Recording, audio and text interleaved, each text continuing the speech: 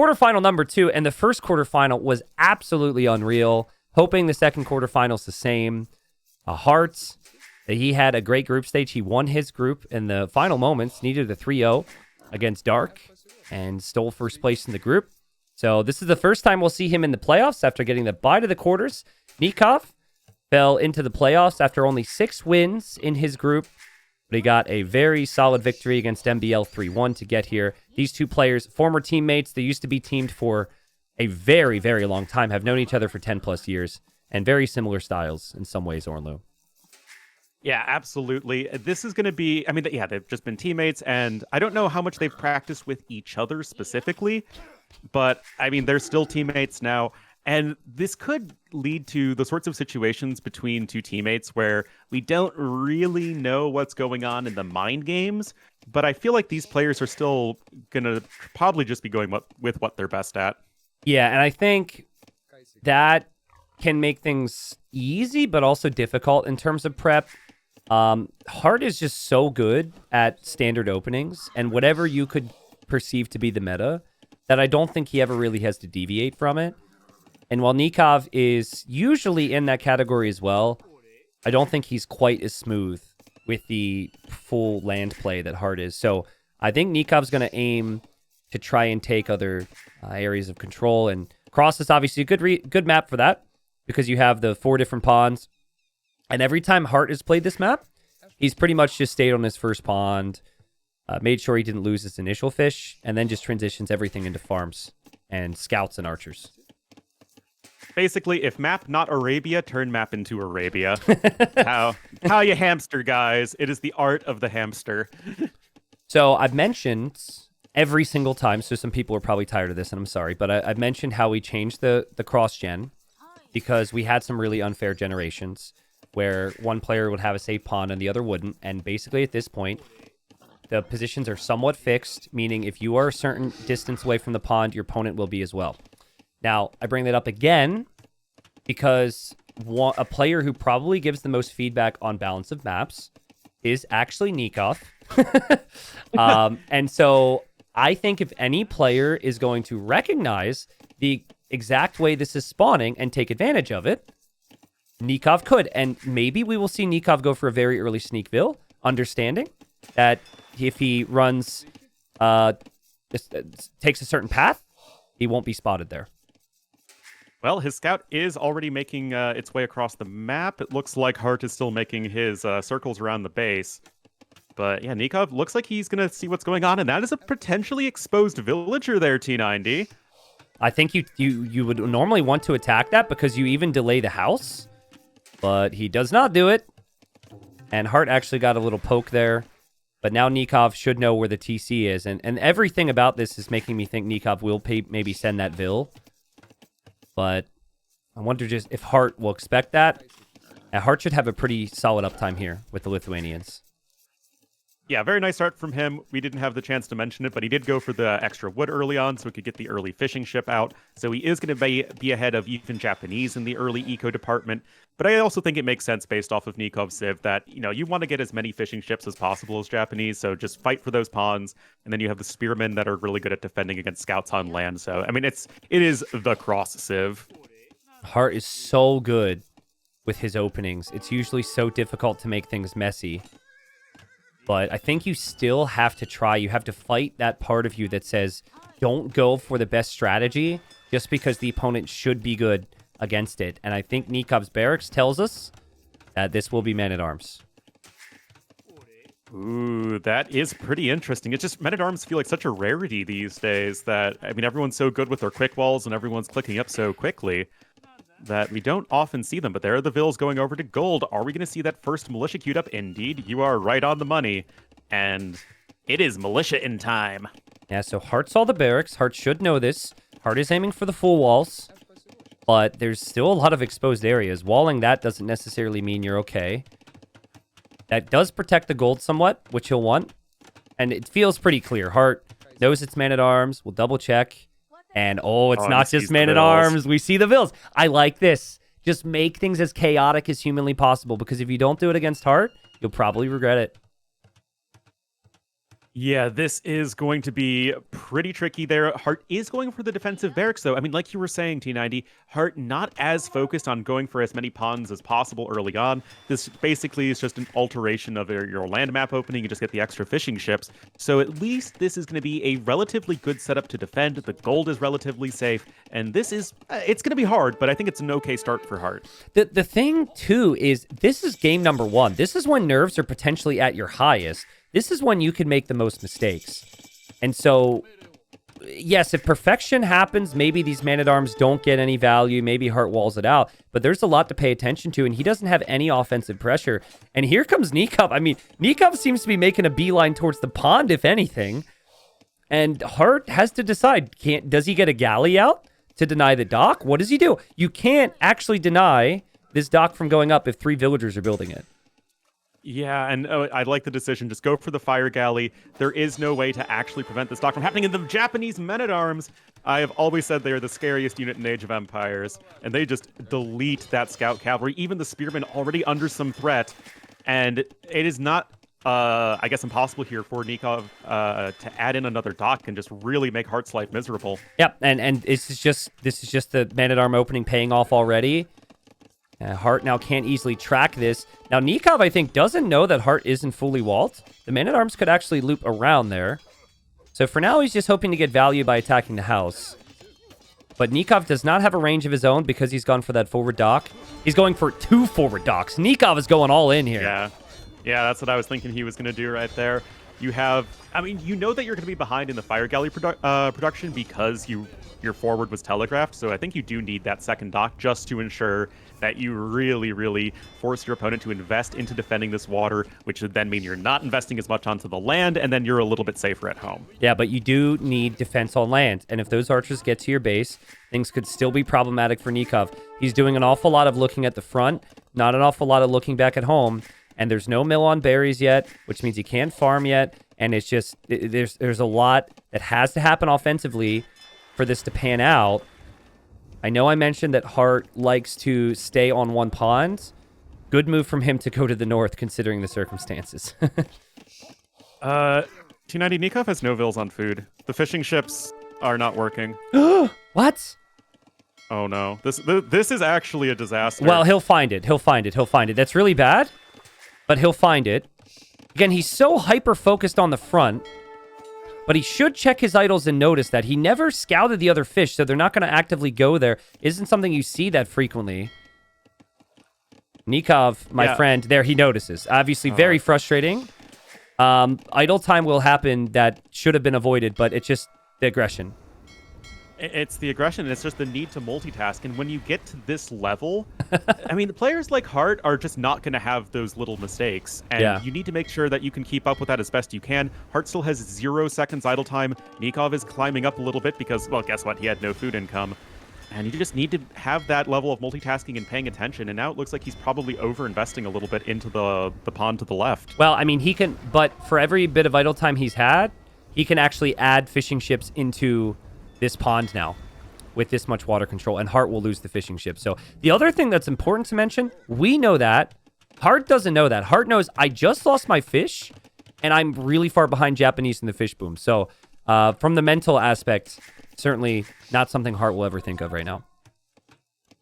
Certainly, and Hart, I really like the fact that he just scooted his way to the north. You see 2 forward docks, and you know that your opponent is unlikely to have his own, 4th dock in one of the side ponds.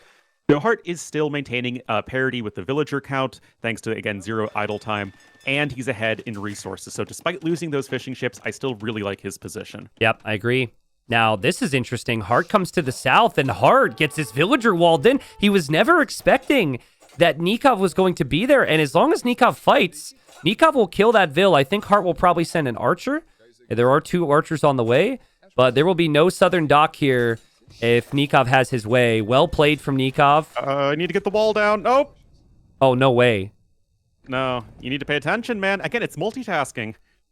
That's crazy. There's soon 10 fishing ships for Nikov. The dock will go up. I think the villager could still die to the fire.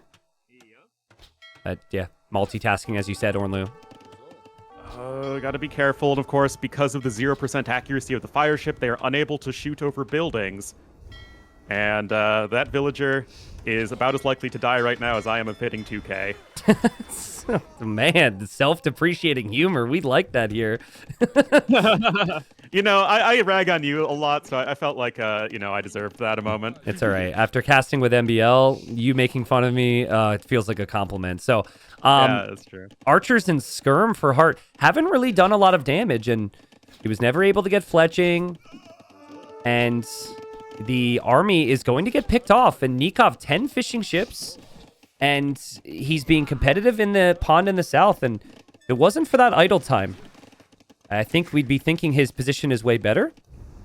I think even now, his position's superior. Well, the Castle Age time is definitely a concern, because we saw with Dark that if Lithuanians get going with the relics and having that momentum going into mid-game, it's really, really tough to stop them. So, yes, Nikov will be getting the better eco in the medium run, but that's not the case right now. There's still 300 more res collected by Hart, and he's still up on his way to Castle Age. Yep. This is what Hart's so good at. Balancing that eco with everything else that's happening. And I think it does tell Hart that he's got to really play catch up in early Castle Age. For the Japanese to essentially have 3 pawns right now is not something you're going to think is acceptable. And by the way, chat, I know I misspoke. Thank you when we were talking about people making fun of me for just jumping in there and getting the wrong word. Thank you, everybody. That was great. Hey, you know, I said abacus instead of protractor, and then you say depreciating because apparently there is some sort of intrinsic value to humor. Yeah, that's true. I mean, chat never gives us a break, man. No. If you're great 99% of the time, doesn't matter. People are used to it or something, and not that I'm, not that we're at 99%, but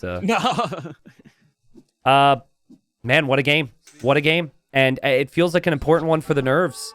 Nikov killing another Vil in the north, so 5-1 on the Eco KD, and Res Collected's getting closer. I know Hart had maybe a 300 or 400 lead. I'd expect Nikov to even things out there because of him having the safe fish in the south. If they're safe, I think they will be safe. If they are safe, I think they will be safe. Yep. Maybe... T90 official 2025. Write that one down, guys. Ornlu, this is game 1, all right? If you really want to start, we can start, okay? Don't make me pull out the what is your elo, all right? That's everyone's best comeback. Yeah, absolutely. Well, Nikov sneaking a dock in the north even, which we would have thought could never happen because the outposts were there for the vision, but he brought 4 villagers, the dock goes up, and that's going to be annoying for Hart. Yeah, and it's, I'm sure you've experienced this yourself when you've played Cross, that it feels like if your opponent is hell-bent on getting a dock down and there's just no way to stop it, right? They will find a way to get the villagers to have enough villagers and enough time to get that first dock down, and then it just becomes a nightmare to deal with, and that is kind of the situation we're finding, but Nikov is first in getting War Galley. I don't think it'll be a factor, but there is actually a hole for Nikov in the north. So these units from Hart could go up there. Hart, though, is going to be up against skirmishers from Nikov soon. And Nikov gets another dock up in the north. That's incredible, man. He didn't even lose many vills there. Maybe he lost 1 and I missed it. But he should be able to have all 4 pawns. Yeah, and having that War Galley upgrade, of course, is essential. And let's see. Okay, so Hart has at least started his farming eco. He's making that transition. The last thing you want is to lose your fishing ships and not have those farms down, but at least Hart's going to be sort of okay at that point. But now you're getting to the stage in the game where, okay, it's Japanese in the mid-game with a sick eco. Yeah.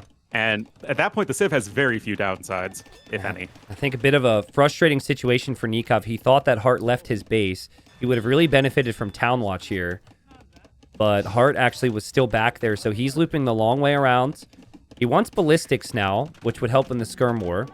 I'm just seeing Nikov, I mean, he's really making use of the cheap lumber camps and mining camps, but the fact that he has to move around so frequently is an issue, and he just notices the hole because Hart's spearman comes through. Well, that is a little bit of a break there here for Nikov, but Hart, he's already got good upgrades on his skirmishers. And with the faster movement speed with Lithuanians, it is much easier to micro, and there is going to be, I think, a decent-ish fight for red. As advertised, isn't it, this game? Nikov focuses on the water. Nikov takes control of the water, but Hart just turns it into Arabia as quickly as possible. 3 town centers for him. The farming and the eco upgrades look great. And game is very even. Almost like we do this a lot, and we spend a lot of time watching these players. Yeah, and I think it's a little bit rare you see it quite like this, though. You know, Hart is probably the extreme case where he is happy to stay on one pond if need be. There he converts some archers, not that big a deal. But ballistics is a big deal here. And Nikov having that allows him to get some shots in here, potentially. Yeah, there was a little bit of an awkward moment where Hart, I think, right-clicked on the forward house. You gotta get rid of that aggressive land development right there. That siege workshop is really important for Hart. Hart is going to lose this position, potentially. He's losing some monks, which want to be out there getting relics and healing up. And without siege, when you don't have ballistics, you could lose the skirm war. I think this is also an opportunity for Nikov to add his own siege behind this. Absolutely, and that villager is going to go down, denying that siege workshop at a critical time. Absolutely essential. There's only one range for Hart until, recently, so he just doesn't have that production T90. There's the forward siege workshop, and Nikov finding this little bit of an opportunity to get damage done and is trying to capitalize. There's a counterattack from Hart behind the wood line. I'm seeing classic Nikov vibes. He's bringing like 3 villagers to the forward. He's diving in. He doesn't have a single farm at home. Like this is the moment speaking. But the siege workshop for him should go up. He dives into Hart's eco. This is just Nikov thinking, push my advantage in whatever way I can. Absolutely. I mean, he's just all over the map. There are blue dots everywhere on this mini-map.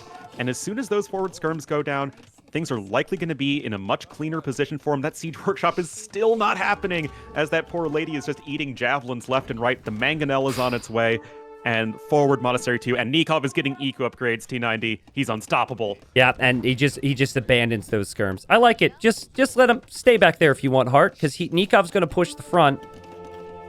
Skirm's still microing. And what a game. Res collected still ahead for Hart. He had such a good eco setup. This makes that more awkward. And Nikov is diving in with even more skirms. There is siege out now, so this is risky. But Hart doesn't get the shot. And Nikov maybe needs to calm down a little bit and just worry about holding the hill. Yeah, this is just such an important location here, right at the front of Hart's base with the high ground. Got to be careful with your own villagers right there. Oh, God, the skirms!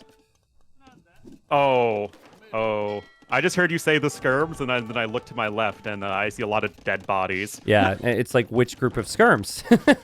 there's a lot of skirms right now. But that's all product of Nikov trying to be in 5 or 6 different places at once. And Hart hopping out with his skirms. Look at his micro underneath the mangonel. Loses his own, and will try and kill one. Repair can come in. Oh, gets the last shot right there, does Hart. And the thing is, when it comes to this many fights all over the place, it is literally impossible to micro everything perfectly. Yep. So you kind of have to choose which fights are actually the most important to control. And I think that Nikov is still having his eyes on the prize, so to say, and prioritizing what he needs to. Agreed. And this is tourney Age of Empires now. This is nerves. This is war. This isn't a ranked game when they played 10,000 ranked games that they don't really care about. This is completely different. And sometimes we forget that. I think Nikov has completely changed his style around that. Not changed his style, but just leaned into it a bit more. He's trying to go for knights. I like that move. If he can stop Hart from also massing the monks, feels very important that monastery from Hart cannot produce monks right now. Yeah, that itself is going to be a nice big win there for Nikov, but Hart is still in a very comfortable spot economically. He's adding in his own 4th TC. Looks like the forward skirms from Hart are going to get cleaned up. But still, at the end of the day, Nikov isn't actually killing all that much. Hart has access to resources, and he's okay, it seems like. Yeah, I mean, he does have some really nice back golds and stones, I have to say. It's not a map that's too difficult to push back on. It feels like he needs something other than skirms and mangonels, and we haven't seen too much of that yet. Well, I mean, you'd think you'd want to transition into some sort of cavalry, as Nikov himself is going to be making his own gold unit transition and going for cav archers, because that is the only thing you're allowed to do with Japanese. And here come the villagers for a forward castle. Wow, that foundation is blocking it for the time being. Hart has vision on that hill and has a lot of siege. This could easily be a down castle for Nikov. Nikov needs to make sure he has has done the math here. His skirms get flattened, and Hart is microing nicely, and Hart does have a monk and 2 mangonels ready here. But Nikov still has the high ground with his mangonels, and I'd be worried about a Tim castle as much as a doubt castle and just getting that foundation wrecked immediately. But it looks like Nikov, again, yeah, losing those skirms isn't great, but you know what? He's got 4 mangonels at the front and getting a castle in this very important position. He's still working towards the win. I think that if that castle goes up, very hard for Hart to even consider fighting up that hill. And Nikov knows the castle's likely to go up, transitioning into cav archers. Will move over to the other area of the map. Hart still doesn't have any army over there. He's just playing so defensive. Just macro, macro, macro, macro. And now the cav archers from Nikov are on the castle foundation. It could be a little bit annoying there. There's only 2 vills who are trying to build the castle, and the cav archers do have ballistics. If Nikov's paying a bit more attention, he could... Never mind. Well, when you see a castle foundation, you don't think it's being built with 2 vills. He didn't actually notice that it was only 2 vills. And now he's probably like, oh, okay. And he'll find some picks. He's on the way to Imp. And Hart still is not clicked up. And those are actually his gold miners right now, too. So he'll need to sell if he wants the gold to go up. And that is exactly what he does, T90. Imp is on the way, but Nikov is still a little bit faster. And Japanese forward, faster Imperial Age, get those trebuchets going. And it still feels like Nikov is working, in a pretty good spot. And he has 3 relics against Lithuanians. I mean, Nikov's playing this so smart. Yeah, he is. He will start to think about towers or outposts now. I'm seeing the first tower. And Hart is hoping to escape a little bit. Nikov might catch a glimpse of that. Hart is escaping, I think for a castle there.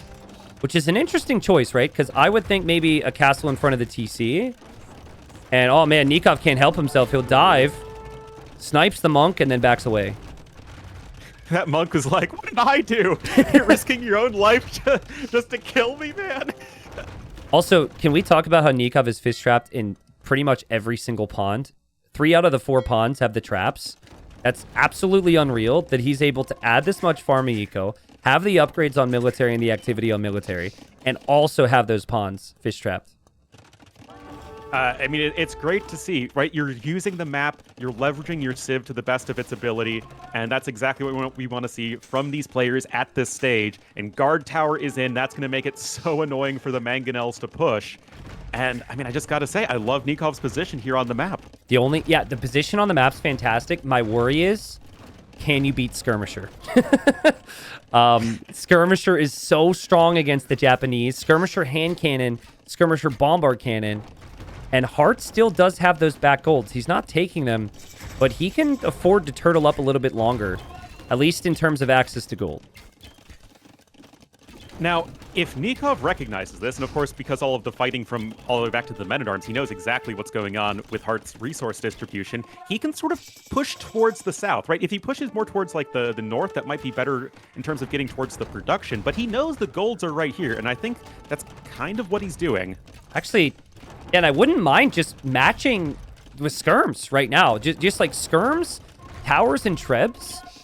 Maybe consider a few monks. Look at Nikov's attention to detail, guys. The scout that's on 2 HP has been clicked over to the stone to see if there's villagers there.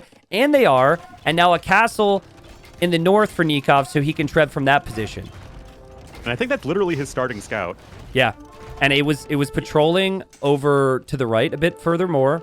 And then ever since he saw that castle went up, he clicked the scout there. Hart just can't keep up with it. Nikov's aggro has been undoing Hart here. Yeah, I mean, Hart's just never really been able to comfortably get out on the map. He was never comfortably able to get his macro rolling. And although the towers are going to be going down, Nikov still has a few cav archers with which he can be active. The tower pressure is continuing. And I honestly don't even know if I would hate Onager here. I think I would max out on Skirm. I would max out on Skirm with my food and golds. and I would try and get to like 4 or 5 Trebs Catapuruto, and then you go Onager or whatever else is on your list to think of here. Well, I mean, he's already maxed out, right? So I feel like now is when you can start to make that transitions, or you could go for Swordsman. Yep. I mean, Heart's going to be primarily on Skirm. It kind of makes sense as far as that's concerned. It's going to be tough for Heart. He's trying to Trebor up this hill, but, like, he's got towers to still take out. And then there's going to be castles from trebuchets from the other castle. So difficult for him. But he's still in it. That's the crazy thing. His Heart is still working towards the comp you want. Bombard cannons and skirms. Absolutely. Now, the gold is running a little bit low there for Heart, which is somewhat of a concern. But the champ switch is coming in. And yes, of course, you have hand cannons as Lithuanians, and those are very good against champions. But if you don't have those units on hand, I mean, the Japanese champions have so much DPS that they can just blow you up before you can even make a transition. That was so sick from Nikov. He used the castle to focus down the mangonels and packed up his trebs and is just repositioning them so the bombard cannons can't range them. This is so tough for Heart right now. And if you're going to go champion, you need that time. This is giving him that time. Heart is soon going to be out of stone to repair. Heart needs some big shots soon. He really does. That's sort of his trump card, is he has those cannons, but the trebuchets have gone down, and this is where you can sort of use those Japanese trebuchets as like artillery fire, where you just sort of like attack round or even just try and focus down the bombard cannons, and it becomes really difficult for the bombard cannons to actually get in range. It's not easy to control trebuchets, though. I think Nikov misclicked, or maybe not, but he's just moving them around. And he has so many of them. Siege engineers on the way. Look at Heart chase down the trebs and the skirms. And watch Nikov. He's going to pack them up. Dude, he packs them up and he moves again. This is the 4th time he's done it. I mean, that's using Catapuruto, right? Yep. You have the 4 times faster pack and unpack speed. I mean, that's, you know, you have the extra little bit of mobility there. He's got 4 trebuchets in the north. He has 8 total T90. Yeah, and game ends. For me, I had a fast forward on. Now, it feels like a valid GG timing. Didn't see it. We'll double check to make sure it wasn't a drop. Are you still there? In game? No, Heart, if you look in game, Heart just typed in GG after the resign. Oh, so okay, perfect. Capture Age. Perfect, Yeah. got it. So We're good. Didn't pop up in Capture Age, and yeah, Heart loses the castle and just realizes, I can't keep up. And he can't keep up. Nikov will repair this castle and hold on and be just as stubborn, and the champion tech is on the way. And what a performance from Nikov. That is the Nikov I wanted to see today. Crazy multitasking and crazy aggression in every area of the map. Making things messy and sort of forcing Heart to play uncomfortably. And there are some players who are going to thrive more in like these sort of awkward situations, and relative to his opponent, that is going to be Nikov in this particular matchup, as Heart just wants to make games as steady and streamlined as possible, but Nikov in that particular game didn't let it happen. Yep. And for those that have watched Heart play before, you know what he's going to do. He just beats you anyways. And so he was under no real threat in his mind, I think, until his Siege Workshop got denied, and that was where Nikov really started to shine. But I like the patience from Nikov and what he was able to do behind it. I think Nikov of old might have tried to end this in Castle Age, and he added the economy. He went for the imp timing. The castle felt like the critical area of the map and the time. And yep, good start for Nikov. Let's see if I'm right. But my prediction is, I saw it one other time. I saw it from Barles in the first round. I think Nikov's plan here with the Mayans, so you have the extra Vil, right? But you know that the Chinese are going to rely on the deer pushing. And the deer pushing comes from the middle of the map. And so I think Nikov is going to try his best to just fully deny that. Even if you just bring the eagle, he's bringing a Vil, which is extra crazy. But an eagle camping that means the Chinese can't push any deer. And so if the Mayans can't push deer and the Chinese can't push deer, that's fine for the Mayans. They actually have food income. And here goes Heart. And look, Heart wants that crazy build where he gets the fast uptime and the super low idle TC with the fast food income. Nikov knows it. Nikov denying it. Wow, I must have missed that Barles game, because this is sick, right? I mean, you're really leaning into the preparation, knowing your opponent, knowing the matchup, and just, you know, you're able to do this as Mayans. You have that little bit of extra security early on. He's Nikov himself taking the boar early so he can make sure he can sustain villager production without any issues, having the Vil forward. And I mean, I love this, man. Yeah. So I think the forward Vil is not something I was expecting. That's an extra level to this to try and make it as messy as possible. But really, the Chinese have only executed at the highest level because everyone's been giving them a smooth Dark Age. What Barles ended up doing was just using the Eagle to camp the front with Incas. And instead of a 20 pop or like 21 pop uptime from Chinese, it had to be like 22. They brought in their boars a little bit earlier. Just it affects the whole build. People are just so reliant on the deer. So even not knowing what happens with the villagers right now, I'm really happy with how Nikov's opened. And it is #1 pick for Hart. Final pick for Nikov. I think this was part of his plans to not ban Chinese and go for a late counter pick. Yeah, it's really interesting, right? Because, people ask me a lot because they see how dominant Chinese are at the top level. Like, are Chinese completely overpowered? And it feels like it's a really tough question because the meta just suits them so well. Yes. But, I mean, this is what you do. This is what you did back in, the Voobly days, as you remember. You just make Chinese life miserable in Dark Age. Yeah, and that's exactly right. Now, there's some additional issues you could have in Nikov's position here because you have brought your Eagle and your Villager forward so early that you haven't had a scout at home. So he's got 2 pigs in the north, for example, and also 2 pigs to the east that he hasn't found. Also, his eco should be much worse because he's still down in Vils and he's had a Villager walking around for longer. But if he... Here comes Hart trying to push in a deer. If only Nikov would have killed that deer. Oh, yeah. Well, I mean, every little bit of extra food is going to be important for Hart, and so long as he can get, it's still a good enough uptime. It's still fine for him. 23 seconds idle time is nothing to be ashamed of for Chinese Dark Age, even these days. Yeah, no, I agree. I wonder if the uptime is going to be the same. Because look at what his food count is. He has 1 villain queue, and he has 220 food. So we've been seeing 20 pop clickups or 21 pop clickups. I don't think that's feasible now for Hart. Yeah, I think you're right on the money with that one. Also, Nikov missed 2 of Hart's pigs by exactly 1 tile, which is a little bit tragic. But the Eagle Scout's back out over here, and the Scout Cavalry was doing, of course, a fair amount of fighting with the Villager early on, and now it just can't challenge the Eagle Scout, so the Scout unable to push any extra Ibex from the middle of the map as well. I love the positioning there from Nikov.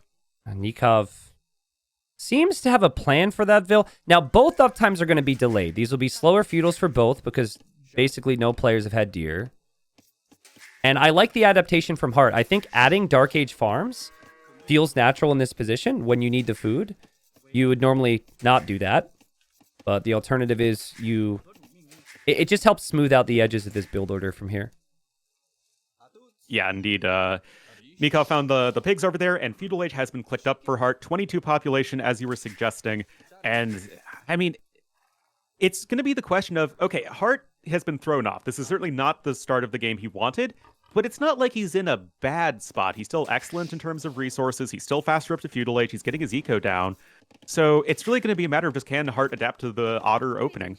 But look at the res for Hart. Bidaxe is kind of tough to justify. He's obviously going to try and squeeze that in. Horse Collar is a definite no on this build. And his starting scout is weak, which is also a pretty big, aspect of the build if you want to go for scouts or even go for archers or skirms or something. So it might not work.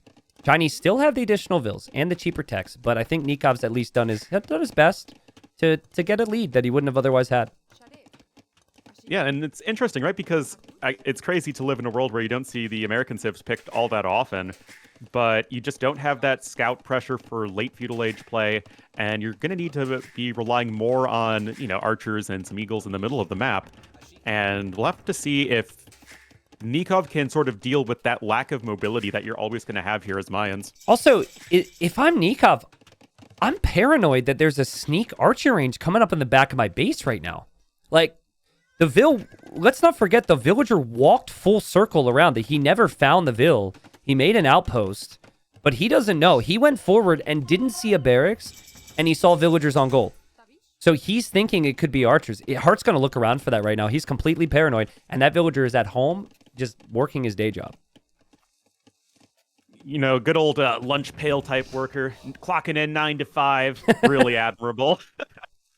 This is the type of, I just love these types of games. Don't get me wrong. The meta at a high level is incredible, but Nikov, oh, dude, even that house adds to my paranoia. Now you see the house when you didn't see it before, and you're like, well, where's the range? Where's the range? Where is it? He must be here. He has to be here. And you just, how long do you look before you decide it's not there anymore? I mean, it's funny, right? It's just a house. The house foundation from earlier. Yep. Extra paranoia. Who leaves a house unbuilt? No one. Heart is looking everywhere. Oh my goodness. Wow, this is incredible. It's amazing. It's just the mind games, right? You just see a house and an unfinished house. It is like the least threatening thing possible. But I mean, it forces you to really question what exactly is going on in the game, especially because you've been stuck at home so much. Yeah. But it looks like Hart recognizing what's going on, and it's just now to send his scouts all the way around. But that does give Nikov a little bit more time. Oh, he's not? He seems really indecisive. Oh my god. Another outpost now. Bro, this is crazy. This is crazy. And now Nikov's coming forward. Now, Hart could still be fine, completely fine, right? But if Nikov loops to the right side, which is where those berries are, and it stops a wall, Hart doesn't see it and could lose some villagers. Yeah, well, you do have the line of sight here, which is going to be at least pretty good. The outpost does help you out a little bit in that regard. But fletching is going to be in, and it's going to require some quick thinking here from Hart to be able to stop this. Okay, so Nikov sees the outpost. He knows what's going on, but you still have to pull those villagers away, and that's not really what you want for your food eco. Yeah, Nikov doesn't have a single spear at home, by the way. This reminds me of some of Vinch's builds, going Archer and Eagle. So I wonder if there was some training there. Nice reaction from Hart. He should know now that there should be no sneak. Seeing what he sees on the front. And the scouts, no damage to be found. Will maybe think about looping home. And Nikov's army just didn't really do all that much there. Yeah, just pulled some vills off of the forage bush. It's not really the end of the world for And Hart. now, sorry, I'm getting too excited, Ornlu, but now he deletes the foundation. Nikov didn't even know how much that foundation added to the mind game. I think he just forgot it was there and realizes when it's on this part of the screen. That is pretty funny. But yeah, looks like Nikov is going to be going over to the west, going home with his units right there. It's important here as Mayans to make sure you can keep at least those numbers as steady as possible, as your units are not very good pound for pound. And we see Hart still hanging around the back of Nikov's base. And it looks like, despite all of the craziness so far, nothing has died, or at least no land units. And well, looks like we're just gonna kind of cruise our way to mid game. Yeah, but we may have a pretty big fight in feudal. Nikov's been producing eagles this whole time, and the eagles will come back to push those skirmishers away. It could be 8 or 9 eagles for Nikov soon. They won't all be together, but that with some archers could be good. And dude, again, I can't wait to ask Nikov. I don't know if you watched all of Vinch's games, but this is what Vinch did. Sneak armies around the sides. Another group coming over for Nikov on the right side. I mean, I love it, right? You're just keeping Hart on his toes, and above all else, you're not letting the Chinese player just sit back and cruise to Castle Age, and that is just exactly what you want to do.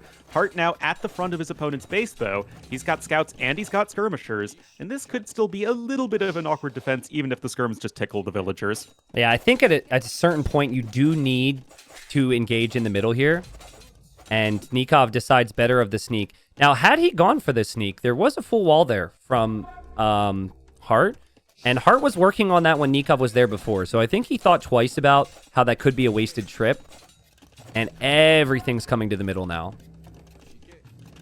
Oh, it is a party, and all the armies are invited, as we now have infantry upgrades. Actually, forging was just canceled there for Nikov. Both players getting closer to Castle Age resources. We still haven't had anybody die yet. Yep. Although, that skirmisher, oh, he might be the unlucky first person to die in the horror movie. Well, Hart really needs those skirms because of the archers, but he really needs something to defend the skirms from these eagles that will have armor, so it's kind of tricky. And if you don't kill off the eagles, they become really solid in early Castle Age. Yeah, you just get that innate stat boost whenever you hit Castle Age. And there's the second barracks. So you're going to be focusing more on those Eagle Warriors. And of course, I mean, Mayans Chinese, we've seen so many times over the years. Chinese just don't love dealing with Eagle Warriors. They don't want to be going swordsmen if they don't have to. They want to just be going for some sort of cavalry plus archer combo. And Eagles can absolutely overwhelm that, especially with a short rush distance. I don't want to get too far ahead of myself here, but I think if Nikov wins this game, it might really affect Hart's mentals, because the mind games have been real, right? And it's his #1 pick, and he's down 2 games. Hart's played well. Like, Hart has adapted to everything that has come his way very well. But again, credit to Nikov for a game plan, which has been near perfect considering the matchup. Usually the Chinese have a much higher res collected. It's pretty much even now. And both are on the way to Castle Age at the same time. Hart might have an opportunity to take a fight if Nikov goes too far. Is this the correct play from Nikov? I was thinking he might just hold the middle, but he's gone too far to return to the middle now. Well, he can just walk back home.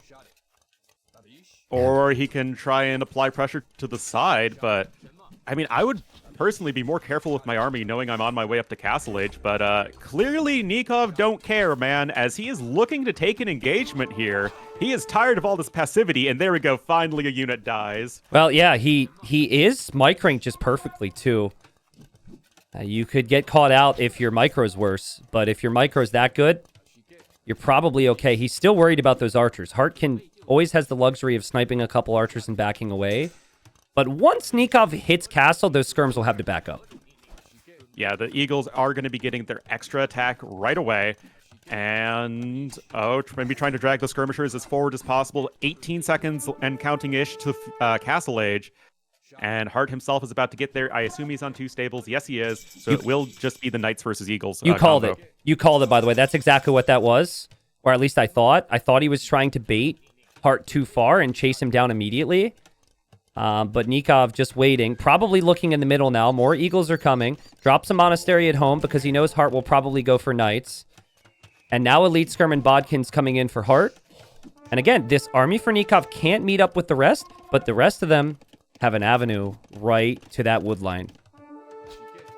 Oh, and this is, of course, just the architecture of the map. You're not able to fully wall in those wood lines until a little bit later. And now the Eagles, they have launched their Hoover jets, and they are going to be running amok in this eco. And this is just not at all what Hart is looking for. Not that many villager kills yet for Nikov. Eagle Warrior isn't in yet. Hart does send his knights over there. He's keeping his skirms alive. But 2 villager kills for Nikov. Still no losses. And 18 Eagles in the middle. Hart's only at 3 knights. I think Nikov will just send it. Why not? Just go. Just kill everything, right? I think you can. Yeah, and honestly, I have to question the Elite Skirmisher play. I mean, it's really tricky, right? Because, like, are they going to focus on crossbowmen or are they going to focus on Eagle Warriors? But that's a lot of resources invested into a unit that's not very good against Eagle Warriors. Yeah. And this is just maybe a little bit of lack of scouting there from Hart with his Scout Cavalry in late Feudal Age. As, I mean, the skirms just aren't very good here. Well, think of the meta, though. Like, the meta's very skirm heavy on Arabia. You can get to skirms and adapt with a couple monks or something else. No one is doing what Nikov has done today. And Nikov throws away his archers. He knows they're not long for this world. And his micro is fantastic, and he's just going full eagle behind this. Nikov doing so well, needs to just, I think, back up, breathe a little bit, mix in the monks, and then things get very difficult for Hart to turn this around. Yeah, the archers, they weren't really going to do a whole lot going forward in this game, so just extract whatever little bit of extra value you can out of them. 8 villager kills in total here for Nikov. The Chinese player is behind by 1,000 resources. That is never where they want to be. Nikov has a couple vills on stone. He's getting that second TC in the middle. I mean, this is just so smart, so well-prepared gameplay here from our Argentinian player. Yeah, I told you. Like, I mean, I talked to him a lot. He doesn't share everything, of course, but you just know, or I knew he had some aces up his sleeve. And I said all week, he's one of the most prepared players in the game. Monk saves itself in the tower. Hart knew to expect that. Can't find the kills. And just critical moments for Nikov now. Like, this is where Hart will go all in to try and come back. You have to hold in this position. If you hold in this position, you should have a massive advantage in the near future. I mean, we're closing in on 30 Eagle Warriors right now. That is just not something easily dealt with. The Eagles also happen to have very good upgrades. They're only missing Iron Casting and Arson. Not really the end of the world at the moment. And, of course, when you're fighting for the middle of the map, this is what I was saying, where Mayans are going to be feeling pretty darn good versus Chinese. That extra mobility you get from Knights doesn't really matter here. Look at the eco upgrades for Nikov. I know Horse Collar isn't in, but that's not in for either. The balance seems really nice for Eagles. 21 on food, 16 on gold. It's kind of perfect. And now Horse Collar's coming in. Yeah, I mean, Nikov ahead in eco upgrades. You love to see it. Yep. That's called character growth right there, guys. Yeah, well, again, there's been people trying to bring those memes back to the front, and I'm like, not with Nikov these days, man. No, Nikov, it's a little bit outdated. I think Nikov recognizes that Hart doesn't have upgrades and is just going to take the fight. This is before Hart has any blacksmith upgrades. He will just now complete forging, but the skirms, they're out of position. Some of them will go down, and Nikov can always back away to that monk, and Hart will just have to keep backing away. And if he keeps backing away, the Vil count for Nikov will rise. It will indeed. There is a Mangonel out right there, but the Mangonels are only sort of so-so, I would say, versus the Eagle Warriors. The quick balls are coming in on the wood line. Is this okay for Nikov to push? You hold right now, you win the game. You force the issue. You could throw. There's a lot of weak knights. He takes the fight. Yeah, and I think you were dead on the money with the no blacksmith upgrades at the time. It's just like, you see your army is well upgraded, your opponent's army is not well upgraded. Just go attack him. Go force the issue. And yes, forging is in, but it's still obviously not all that great for those knights. Iron Casting's going to be in here shortly here for Nikov. And this is just such an uncomfortable spot here for Hart as the Eagles are now running over to the east as well. It's been the perfect game. It's been the perfect game. This is an absolute masterpiece. This is what you train for. This is what you work for. This is what you dream up the night before your series when you can't fall asleep because you're so nervous about it. This is exactly how you would want things to go. And Hart goes for 1,000,001 houses, and Nikov kind of gets stuck, but Nikov's in on the gold anyways. He gets there, but, I mean, as far as fights could go there for Hart, that wasn't that bad. He's pulling away as many weak knights as possible. More Eagles are flooding in, but now the army numbers are actually going to be favoring our red player. Yeah, and that's what you do. You just have to be cautious tossing away too much army for villager kills. Again, tourneys, you're focused. You're thinking aggro, aggro, aggro. And I think now is just that moment where Nikov just holds the middle. Literally, nothing else. More Eagles, more monks. You wait, and you should be able to completely outproduce Hart. Yeah, I think that Nikov is recognizing that, okay, I've done the damage I need to. I've put Hart in this awkward position. He's stuck on 1 TC. His army isn't all that great, but the defender's advantage is going to be huge. So Nikov just needs to lean into his map control and just hold it. And then, as you're saying, that should be plenty enough to bring him to match point and 1 game away from the semifinals. And I'm trying to remember the last time Nikov was in an S-tier semifinals. Yeah. It's been a while. It's been a while. I think many people thought maybe he fell off. 2 years ago, many people thought he fell off. He's been playing so good. There's so many weak knights in there for Hart. I think this is a fine engagement for Nikov. His monk could even get a conversion. The skirms do come forward. The Mangonel shots are decent, but the monk gets sniped, and there's just not a lot of leftover army here for Hart. He's at 53 villagers with his #1 Civ pick, the Civ that has looked just unbeatable the entire season. And Hart taps out and calls the GG. Dude, I said it already, but that is an absolute masterpiece from Nikov. I mean, I predicted 3-1 Hart at the start of this series, but I am so happy to be wrong. I mean, this has just been so excellent to see, and you really want to see, especially as a tournament host, the preparation really paying off. And that's what we're seeing here from Nikov. He has such a clear game plan going into both of these games so far, and he is absolutely benefiting from it. Okay, so people, look at this. I'm just going to go to the draft real quick. He baited him. He baited him. Chinese, I've been saying whole tournament, first pick or ban. First pick or ban. Nikov leaves it open when Hart has the first pick, right? And then look at this. First pick, Chinese. Last pick, Mayans. So Nikov doesn't even send the message that he's got a strong game plan with Mayans with that pick. He baited him into that, knowing that the Chinese would rely on the deer. And at the start, he completely neutralized that. It made things very difficult for Hart economically compared to all the other games with Chinese. The Vil sneak as well, like completely baited Hart. Hart had no clue what was coming because he thought there was a sneak. Just, oh man, I want to do like an hour-long documentary series on that game. It's one that we can really talk a lot about, especially in the context of all of the mind games and in the greater in this greater series. But I mean, if you're Hart, what are you thinking right now? You got to turn it around. You only have one home map left. Yep. Nikov's home maps do not feel comfortable at all for Hart. So obviously, this is about as must-win as it gets. Yeah, and I guess you're thinking one win at a time. And even if you're not feeling good about your situation now, you have to work to get back to that. I still think that Hart has been playing his game. The problem is he's starting at a disadvantage because Nikov has a game plan to get ahead of him so early. Hart's got to turn it around. He's gone for the Mongols, and just to jump to what I think he should do, I think he should be using that scout very actively, maybe even bring in the boar with the scout across that crossing there, Ornlu. Yeah, I mean, there is that extra hunt there for you to take, but it's a little awkward to have to go out and take it. And this guy's is actually Hart's last pick. So it's his number one home map pick, but his last Civ pick. And Nikov. So I have to imagine he's cooking something. So look at Nikov. Pretty crazy, man. He sends a scout across that crossing right away and is prioritizing the additional areas where there will be cows and, even that boar long term. So he didn't even bring in some of his sheep. He used a villager for that. So clearly, Nikov seems to think those cows become really important in the awkward mid game. I do like it. I mean, the thing with hybrid maps, of course, you just hate making that farm transition, and the cows delaying that as much as possible feels like already a little bit of a win. Am I missing something? I'm laughing because Hart might take this boar, and Nikov might be thinking he's Mongols. He's going to take that boar, and if Nikov kept going the other way, he could have denied it, but he misses it. That is so close.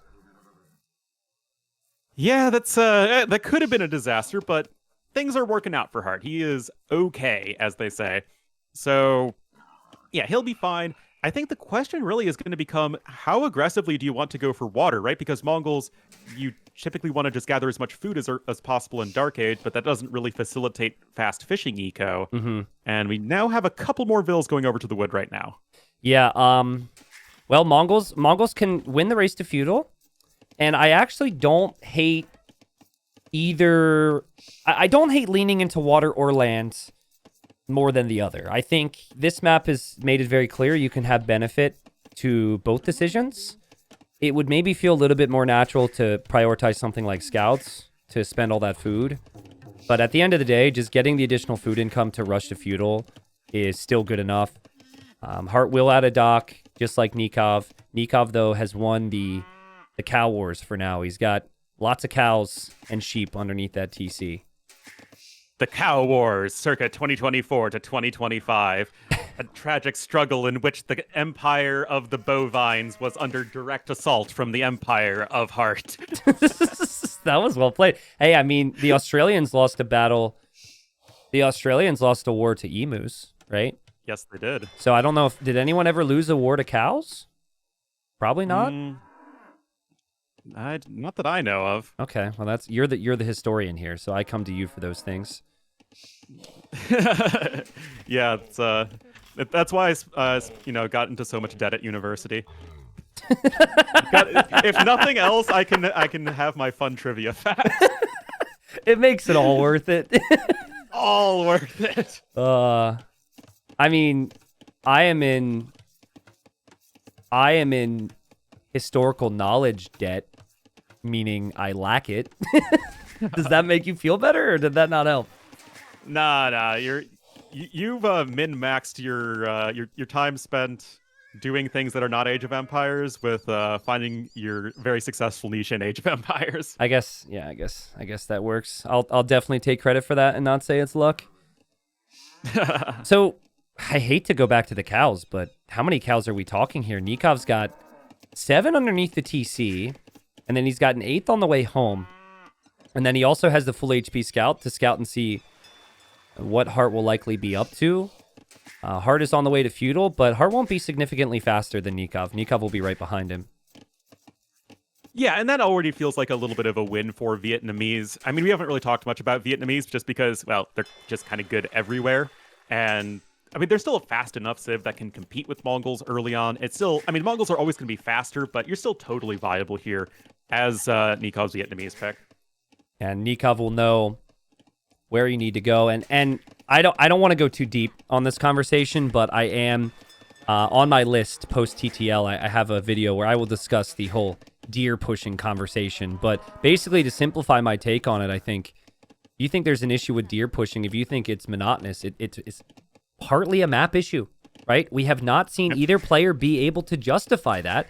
Even with the Mongols, we haven't seen it because there's so many different areas you have to scout. True, like competitive Age of Empires, if you want scouting to be viable, you have to A, have a situation where there's lots of different areas to scout on a map, and then B as well, have a map that maybe hasn't been played 5 million times. Yeah, so again, I don't want to get too into it. I'm a big Arabia fan in Arena, all that stuff. But I just wanted to point out how critical it has been for both of these two to have scouted, and what they will accomplish here is all based on that.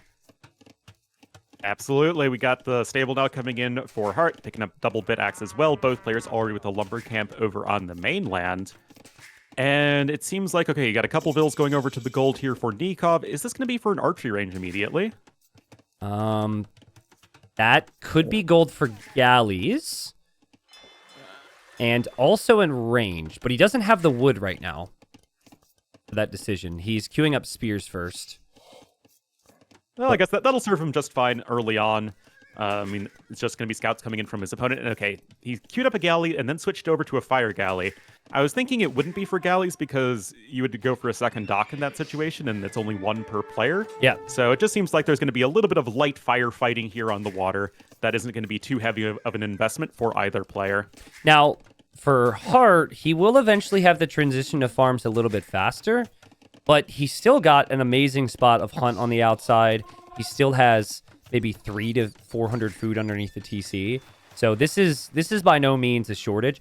And I actually think that sometimes the player who wins the cow war just assumes they'll never need to build a farm, and then in the worst possible moment, they need like 8, and they don't have the resources for it. So it's not as if Nikov's got this crazy lead here because of that.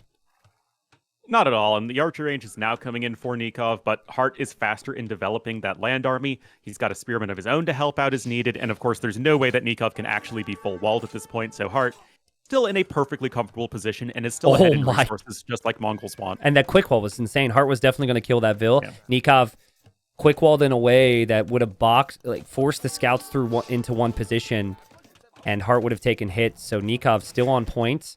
Now he wants walls towards the shoreline, and Hart knows that. If that wall goes up, the scouts can't pass through anymore, so nice follow-up here from Hart. Yeah, for sure. It feels like this is the first time Hart's getting to play his own game, right? He had the very clean early game, as we always want to see from him. He's now doing a great job with his army movement, trying to snipe as many reinforcements as possible. And now things are looking a lot more comfortable for him. Yep, there are fire galleys to pay attention to, but players have pretty much matched each other there, and Hart showing. This is why people predicted he would win. I nearly predicted a 3-1, by the way. I think you predicted a 3-1. I have, admittedly, a bit of Nikov bias because I absolutely love his preparation and always feel like he's been underrated in the scene. But Hart is just killing it right now. Another villager goes down.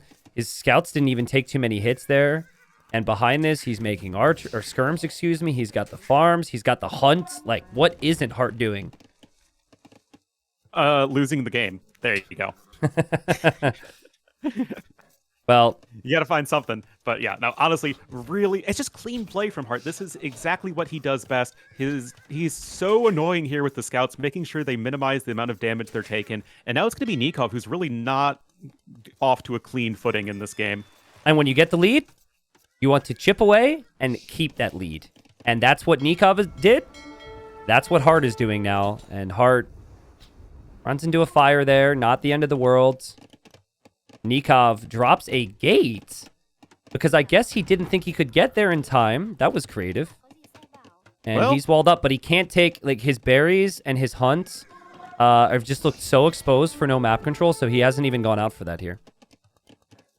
Now, the one thing that is still pretty nice for Nikov is he still has 15 builds on food, and he's still closing in on Castle Age, at least faster than his opponent, but he's going to run into the exact situation you were talking about, T90, where all those cows are going to be gone, and he's got no farms. And he had no mill, by the way. Like, he's just now making a mill. He does seem to be thinking ahead about this, though.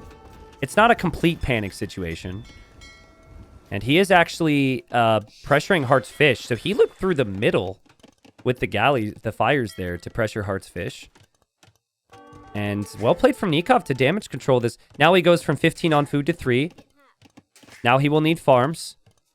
And now he'll add those farms. But even getting horse collar, I think his farm count will fly here. That's a sad mill, though. That is a mill that you built next to no resources whatsoever. It's just there just so he can build farms. Hard exposed on water because he sent his 4 fires forward, so now he'll win water. In Heart's case, he has a greater chance of stabilizing on the water, it seems. And Nikov had like 600 food, and now he's at 300 food because he's spending it on so many different things. So not as close to Castle Age as it may have seemed. Yeah, now the eco balance is looking a lot cleaner here for Hart. Still has the 17 vills on food. He's cruising on 7 farms. He does have his mill over on the western island, and the forage bushes are already almost gone there. The deer are all gone, and Nikov has taken none of those resources. Game 1, obviously Hart lost. Played into skirms. Game 2, played into skirms with some knights. Game 3, scouts and skirms. This is what he does. This is what's working really well in Arabia these days. And normally, it's just really hard to stop him from doing this. And good patience. Nikov accidentally deletes his mining camp there. That's 100 wood that he'll have to replace. And the pressure's clearly mounting. Yeah, I mean, there's just so many... It feels like there's so many units from Nikov that are just running back and forth, trying to put out fires. And nothing is really getting to where it needs to be. I mean, cute little trap right there onto the scout cavalry, although I don't know how impactful that's going to be at the grand scheme of things. But, I mean, when we see Hart wins games, it's usually like this. He gets a lead in feudal age that gives him a better castle age time. He's ahead in resources collected, and then he just is way too far ahead to stop. Yep, and it's considerable. Actually, like, Nikov has completely fallen apart compared to Hart, at least. He's not been able to find the kills. He is only at 100 food, and Hart on the way up. Doesn't have the stone to build the second town center, but he could easily get that. And he's even going to build an additional mill on extra hunt on the outside, which you probably wouldn't see with any other civ. But if you pick the Mongols, why not? Yeah, you have all the map control. Your villagers aren't under any threat right there, so yeah, just go for it. Yes, Nikov is getting his farming eco down nicely, but... I mean, Hart can just go for a bunch of step lancers right now, and I really don't see how Nikov doesn't die to that. It does feel pretty natural, or even 2 step lancers. Like, just 2 with Hart's micro would be an absolute nightmare. Also felt kind of natural for cav archers. You are Mongols. It's long distance. You had a range already, but seems like step lancers is the call. I kind of like the step lancers because you can kill with them faster. You don't need to have as many of them or as many upgrades to really apply pressure to the opponent. And because the map is still pretty open for Nikov, it feels like it's a really nice opportunity for Hart to come in and get a lot of damage done. Yeah, and I think this map is at the very highest level almost a bit of like a macro race, right? Like now it's like who gets those TCs, and whoever gets those TCs is in a good spot. So yeah, you immediately damage your opponent, and then you're not actively spending tons of wood to delay your TCs. Both those things seem to fit. There's even a siege workshop, and Nikov knows, I'm not even up yet, and he loses, he taps out. So obviously, game 1 and game number 2, amazing for Nikov, but Hart gets a lead, keeps the lead, and responds. I mean, that is about as Hart game as it gets. Bit of a cleaner build. He got an early advantage. He snowballed that a little bit more, and then boom, he's suddenly up to castle age 2 minutes faster, and there's literally nothing for you to do at that point. Basically checkmating Nikov already, not even 22 minutes of game time, and we, T90, have a series on our hands. Yeah, and I mean, just put yourself in the players' positions. I think Hart has already worked through the toughest part of the mentality, where you're maybe down on yourself because you just won that game. The toughest thing was to retaliate game 3. Now, Nikov has tasted defeat. He had the dream start, right? He probably knows, oh, man, the casters are freaking out about the sneak. And now you might lose. Now you're like, oh, no. What's happening here? So it's interesting. And it's also even more interesting that from here we have Zong and Pacific Islands as our maps on the Zong and game number 3. So did you happen to see the little trick that Dark did with his lumberjacks at the start of the Zong game? You mean this game or in another? No, Dark at the start of the day with his vills on the lumber camp. Oh, sorry. No, I did not see that. I think I was getting breakfast at the time. Okay, so obviously we're covering these all live right now. And so they should have watched or had an idea of what was happening if they didn't have something else to do. Right? Yeah, the Vil stacking, exactly, which Neely said shouldn't be necessarily possible. Apparently devs are working on it, whatever. But Dark did it first, and now I think other people may be thinking about it. I'm curious. If it happens, I can explain it for people, but Nika brings in the boar right away. Yeah, this is normally something I would associate more with Burgundian, so you can get double bit-axe as quickly as possible. And of course, Hart just still doesn't even have a lumber camp yet, so very early food income for both players. Kind of interesting because there isn't that much pressure to do anything. I mean, you have 1,800 HP stone walls. There's not going to be any tower rushes. Yeah, so Nikov's doing this. He's gone to the boar early so he can have less vills on food. Because if you have 5 on deer, or 5 or 4 on sheep, it might not be enough for vil production. So I think Nikov's plan is definitely a fast feudal. I don't think it would be worth a fast castle when you do it this way. You have a lot more decay because you don't have as many villagers on the boar.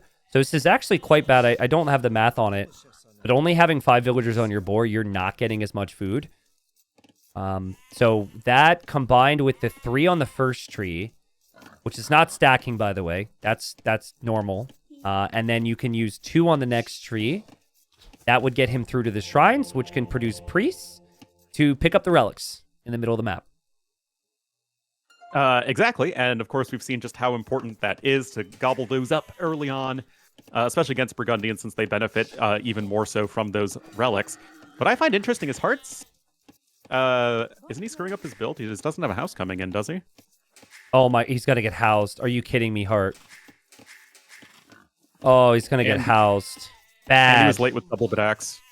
Oh, he's housed so bad. And part of that's because you produce the priest. He's not used to it, right? That's an extra population. And so Hart down a villager because of that. And it just kind of coming to my next point. This is out of Hart's comfort zone. And I wonder how much practice there was on this map. I feel like Hart's so good that he probably wouldn't put a lot of time and effort into practicing this. He would just pick a civ he knows is really good and play what he considers to be the meta. I feel like Hart probably doesn't like this map. Yep. So something would tell me that it doesn't also, really seem to be as clear of a Dark Age. Also, and it's so annoying, but Hart he may have clicked that tree, but if he didn't practice, he won't realize how sometimes the villagers will switch trees. So if he's actually intending to chop through, he's not paying attention to this. He didn't practice his builds here because like I've done it and it's tilting me even to have to think about it, but you do need to continue to pay attention. Now he sees it, and so I don't know if this is intentional or unintentional, but Nikov has continued to click. And Nikov, as you could see, the villagers have gone to the other tree, and he's chopping through 50 wood away. Now, Hart, even with the villagers derping out aside, he was chopping the wrong tree anyway, because he chopped in the area that was 3 trees deep instead of 2 trees deep. Oh, no way, he did. I mean, he just screwed this up. He screwed it up no matter how you cut it. Oh, he didn't chop 2 layers. It would have been the other side, where he now has 3 vills. Yikes. Yeah, so he won't be out for a while. That priest is trapped in a wall of wood. Yep. He is Thoreau. He walked into the forest and there is no way out. Hey, I actually know that reference. Let's go. There you go. May have cheated on my homework a little bit, but I know the reference. You see what I mean, though? How Nikov just had to re-click the Vils onto that tree? Yeah, it happens every so often, and boom. So now the priest is free, and Nikov is long-distance gold mining to get enough for another priest. He will be fast feudal, which means he could kill Heart Scout if he finds it, and he could get a whole bunch of relics heading back towards his base. I like this build from Nikov. Yeah, and for those who don't know, with Malay, it's still better to go for a fast castle with like 30, 31 villagers, like in a pure economic sense. But that's like talking about more arena. In Zong specifically, where you do have that greater incentive to go for feudal age, Malay are still going to be very, very good at the feudal boom, and you have that scout presence as well. Really loved, again, it shows the great preparation from Nikov. Yeah, I will say, I don't really think he needs scouts. I think if he just went double bit and horse collar and added eco, he could get away with this and get some of those relics. Now, he might be able to get 5 back home, but I don't look at this and think that it's as ideal as possible. Of course, he's in the dark. He doesn't know. Hart rather, could have gone fast feudal scouts himself, and then this would be very good. So I think it's still fine for Nikov, and Hart, I mean, he's going to go up on 28 pop T90. This isn't some silly fast imp, is it? I don't think so. I just think, I don't know how many deer you have on this map, but with Burgundians, if you want the stable build, you actually need a decent amount of farms. And yes, you do, but you could easily go 26 pop as Burgundians and still go stable scouts and still get all your eco upgrades. But I guess that's just the inefficiency early on. I mean, he has more villagers than usual, and he has more idle time. And Nikov dropping those relics. You cannot put the relics inside of the shrines, guys. And Nikov 1 win away from going to the semifinals this season. This is a player who was, I mean, he was relegated out of Platinum. I think that was season 2. A kind of a disaster season. Went down to gold. He told me after he was relegated, I'm not even going to play, bro. I'm not even going to play. I'm like, Nikov, it's disappointing. You're a beast. Come on. And now you made it back. 1 win away from the semis. What a story here. Yeah, and Nikov, if he does manage to pull off, I don't know if it's an upset, but a decisive win here, he would face the winner of Hera Sebastian. So it is possible that he could be getting into another match against Hera, and he did at least take a game off of him before. So it's not like Nikov is likely to get steamrolled there. I mean, he took a game. Hart's going to lose his scout, maybe. He took a game off of him in the group stage and looked very good, but he also beat him in the last best of they played, unless there was one I missed. He won in Wandering Warriors Cup 3-1, so there's some level of precedent. Actually, wasn't he also the one who beat him in the Arabia tournament last year? I think that was Sito. Oh, that was Sito, my bad. Yeah, that was Sito. So there are some potential Hera killers out there. Yeah, and Sito also still very much in this tournament. Yep. And we might see, I mean, who knows? Like, Sito beats Lear tomorrow, Sebastian beats Hera. Like, could we have a final 4 of Sebastian, Dark, Sito, and I'm missing some. Oh, Nikov. He might get all 5 relics into his base here. There's just 1 more to get in there, and he's protecting it with his life right now. Yeah, of course, those Malay Spearmen, even getting an extra little bit of armor, it's so tough to stop them and prevent the priest there from getting all those relics. And, I mean, Malay Eco with extra relics, that's pretty darn good. Nikov is already moving the relics to the back of his base, and, I mean, this is just so sharp from him this entire series, and it's so great to see. It's prep. It's prep, it's familiarity, and it's also understanding what your opponent's going to bring to the table, right? Like, those first 2 wins were mainly that. And in Hart's case, he's going scout contest on a map that won't have any relics available. Like, this is not what he would have wanted. His boom can still be insane. You can still win this game. Burgundians have ridiculous economy compared to most civs, and he'll be in Castle Age faster. But the pressure's on now for him to kill before the relics pay off for Nikov long term. And I wonder if it's a lack of experience or preparation from Hart, but I feel like he should have recognized that Nikov being up so fast was already getting the relics so fast that it wasn't even worthwhile to invest into all of these scouts and whatnot. And if he just went for a pure boom, he might have been a bit better set up. Yeah, I mean, I think if you're a player that falls into Hart's category, I know it's very easy to sit here. When some players are so prepared, I know it's very easy to point fingers and imply like they need to step it up. But think about it. Burgundians, fairly straightforward game plan, and they're always good. So I don't know if I would necessarily say that it would have been worth it for him to massively lab out some strats for this. He's great on Cross. He's great on all these other maps, and you can just pick Burgundians and do really well anyways. But you are right that, I mean, there's clearly some instances we've seen where Nikov has had these tiny details correct. Chopping through the tree, getting the relics in quickly. And now in Castle Age, with a Vil lead, with Malay, TC number 2. We'll go for TC number 3 soon after, and there's the monastery in the back. So we could put these relics into the monastery now, which he couldn't do before. And as far as economies go, yes, Burgundians have like a top 2 eco, but Malay are still probably top 5. And you had the cleaner build as Nikov, and you're going to have the 5 relics, so that's another essentially 7.5 villagers on gold there working for you. I mean, it still feels just so comfortable for Nikov. What's your comp as Nikov here? Because you're worried about Cav. You could maybe go Pikes. Like, what's in your mind as the Malay, I guess? If Hart is likely to be going for a more cavalry-oriented mid-game here, which I think makes a lot of sense, I feel like what you do is you just... Oh my god. Like 1 or 2... The countdown.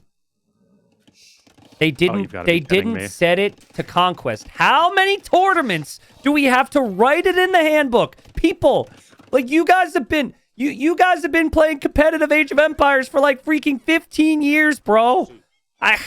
Come on, people. I mean, that's a mental edge for Nikov, I suppose, because Hart will see that countdown, but that's not supposed to be there. Admin loss for both players. Yeah, that's a little triggering. But what I was saying is that I think that if Nikov just opens with like some amount of pikemen and makes a switch into arbalests, like he spends most of his resources on arbalests and utilizes the free upgrades for Malay infantry, I think he can get up to 200 pop really fast. Yeah, and I think Nikov had a game where he had the relics and he tried to go super forward castle. I don't actually think you need to try and kill early imp like you would normally with the Malay. By the way, it's just to getting 200 pop. By the way, I have shifted my Titans League logo and all tournament logos for that matter slightly higher on my screen because I don't have faith for players to host properly, and I know that this can happen. So we are used to it now. Oh yeah, my logo's on the other side of the screen. So. Yeah.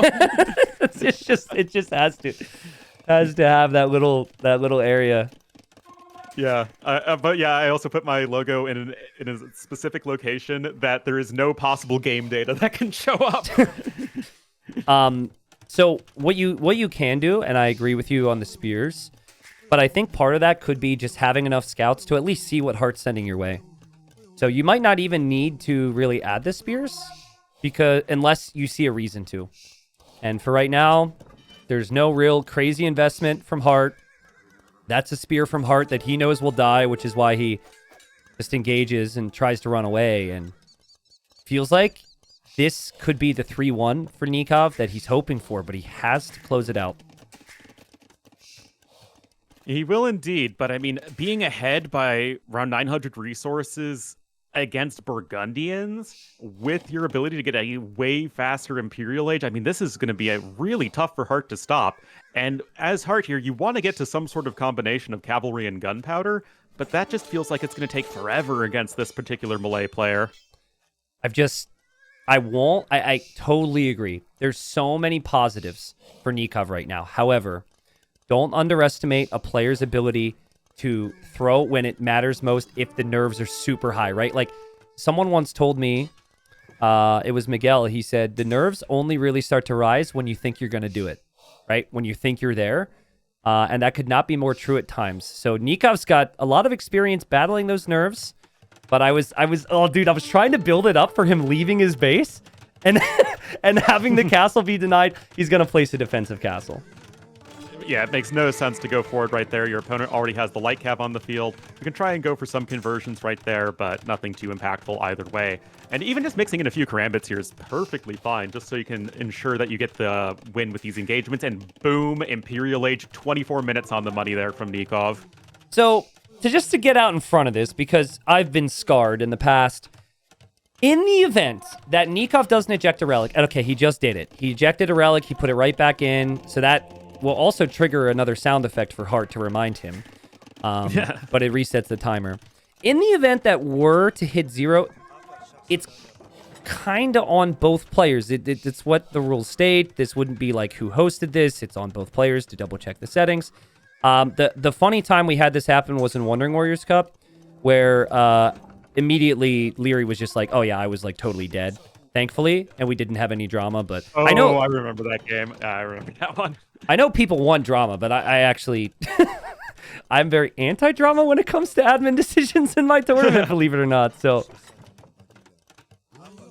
come on, T90, you gotta get all the attention on yourself right here in the community. You need all of the eyeballs saying, "What are you doing?" Bro, Nikov just doing all the smart things here. That villager's gonna pay the price, but he wants to wall the side so he can't be raided, and that's such a good decision. Play as safe as possible. I loved it. I mean, I know it's a meme, me loving stone walls, but I mean, you're against the Civ, whose advantage, again, it lies in that mobility. And so anything you can do to restrict that and make it a big fight in the middle with the fact that you're going to get to 200 pop faster is just going to be great for you. Also, didn't I say exactly 2 barracks with some spearmen and then focusing mostly on archers? Yep. Yeah, and it's good because Hart thinks, ooh, my chance now. Ooh, okay, if I go hand cannon, skirm against Halb, I'm in a really good spot. And that's not going to be as easy if Arbalests come out. And here comes Nikov. Now he's wandering to the middle. Still a minute away from Imp for Hart, which is a problem. And now I think Nikov feels secure enough to maybe go for a castle to lock that middle gold down.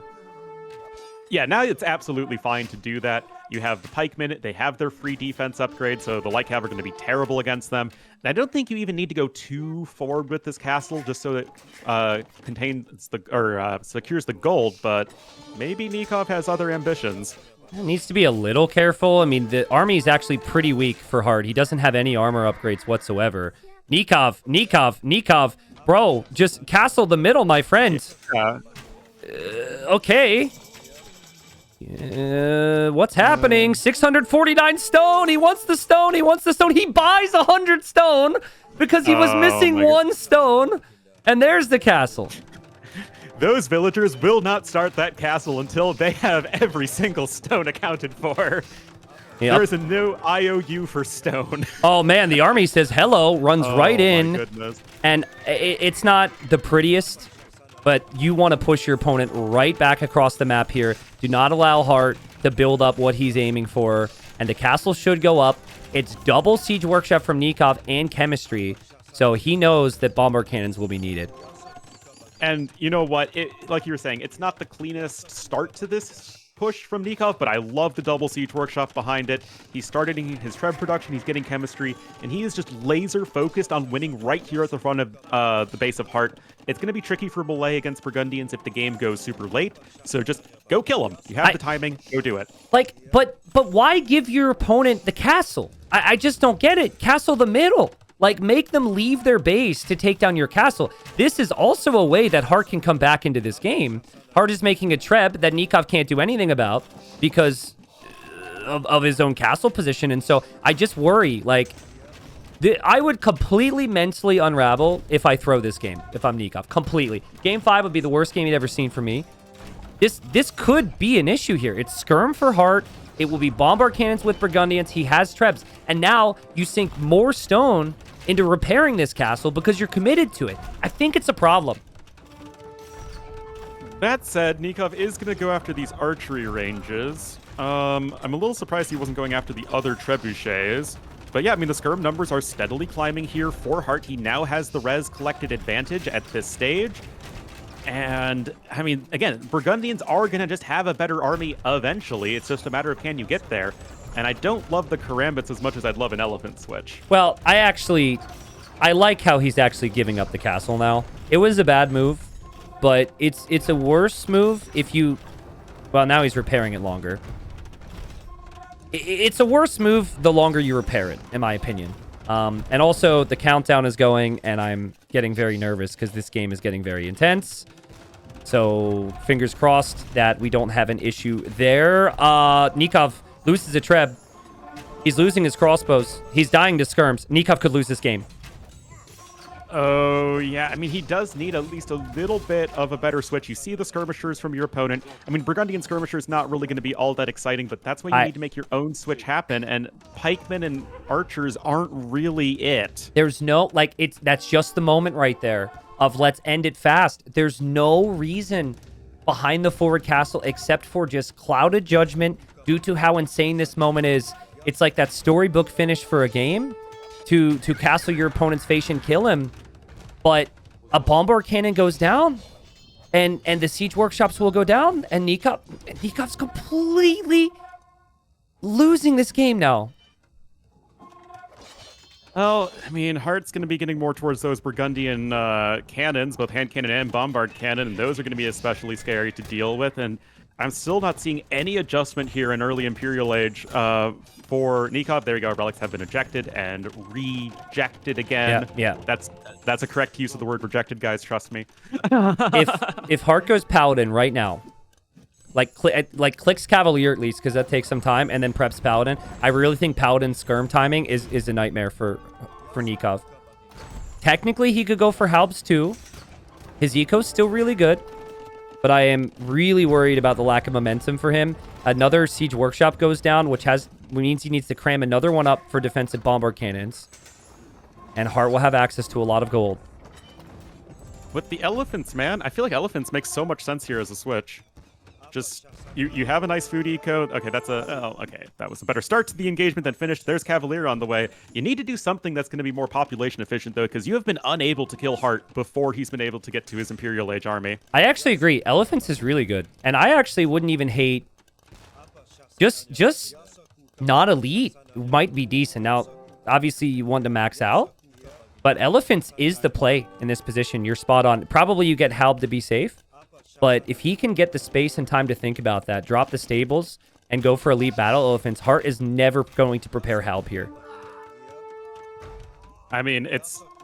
Despite how good melee elephant switches have been since they were introduced, it still feels like it's something that catches people off guard all the time. Even Treadmill Crane coming in too for Nikov. I mean, he is still at 200 population, but it's just the compositional disadvantage over time. We need to see that something different. Yep, because skirms are great against pikes, and skirms are good against arbalest, and Paladin's on the way for Hearts.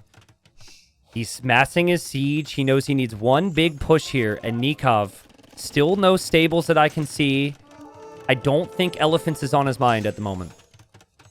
Well, that's just a mistake in general, because elephants should always be on your mind because they're awesome. But beyond that, even... It does actually feel like literally your only option.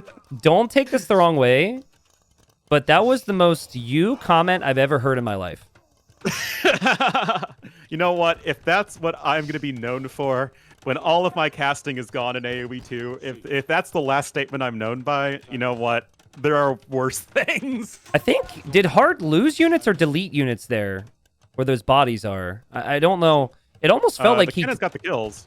Okay, well, I was too busy being distracted by elephant conversation. The elephant in the room got to me yet again here. Paladin 45 seconds away. Halb upgrades coming in for Nikov, though. He's getting the attack upgrades, and if he holds, it should be very good for him. Hart should be running out of all the gold in his base. This is shifting Hart forward onto these golds in the middle, and it's not like he has free access. The castles don't actually fully protect that gold. And there's Cav. There's Cav armor for Nikov. If this is for light Cav, I will be exceptionally sad. Nah. You have the gold, right? You have Halb in here. The Arbs you can keep alive pretty well. And you do have this really interesting dynamic with Burgundian cannons where they deal a lot of damage, but you don't have that extra range of siege engineers. So that does give Nikov a little bit of an opportunity to take some better fights. Hart just doesn't have a lot of pop space for the Paladins. And I think Hart's trying to raid the sides, maybe? And there's walls there? Nice hold from Nikov. Give him credit for stabilizing because I was already writing the script that he was going to throw and then lose his mind in game number 5, wasn't I? Well, I much prefer this than to Nikov completely falling apart, because this is actually just getting into a nice competitive late game. Yes, we have even Burgundian Vineyards coming in, building HP upgrades for Hart, so he's rounding out his own tack. But this is just going to come down to how these players can work their unit switches and take good engagements. I don't think Hart recognizes there's walls there, or maybe he was trying to raid the gold. Hard, so I'd say yes. Okay, well, it's in queue anyways. His castle is getting pushed down. Nikov has 80 units in queue at the moment. Hart does not.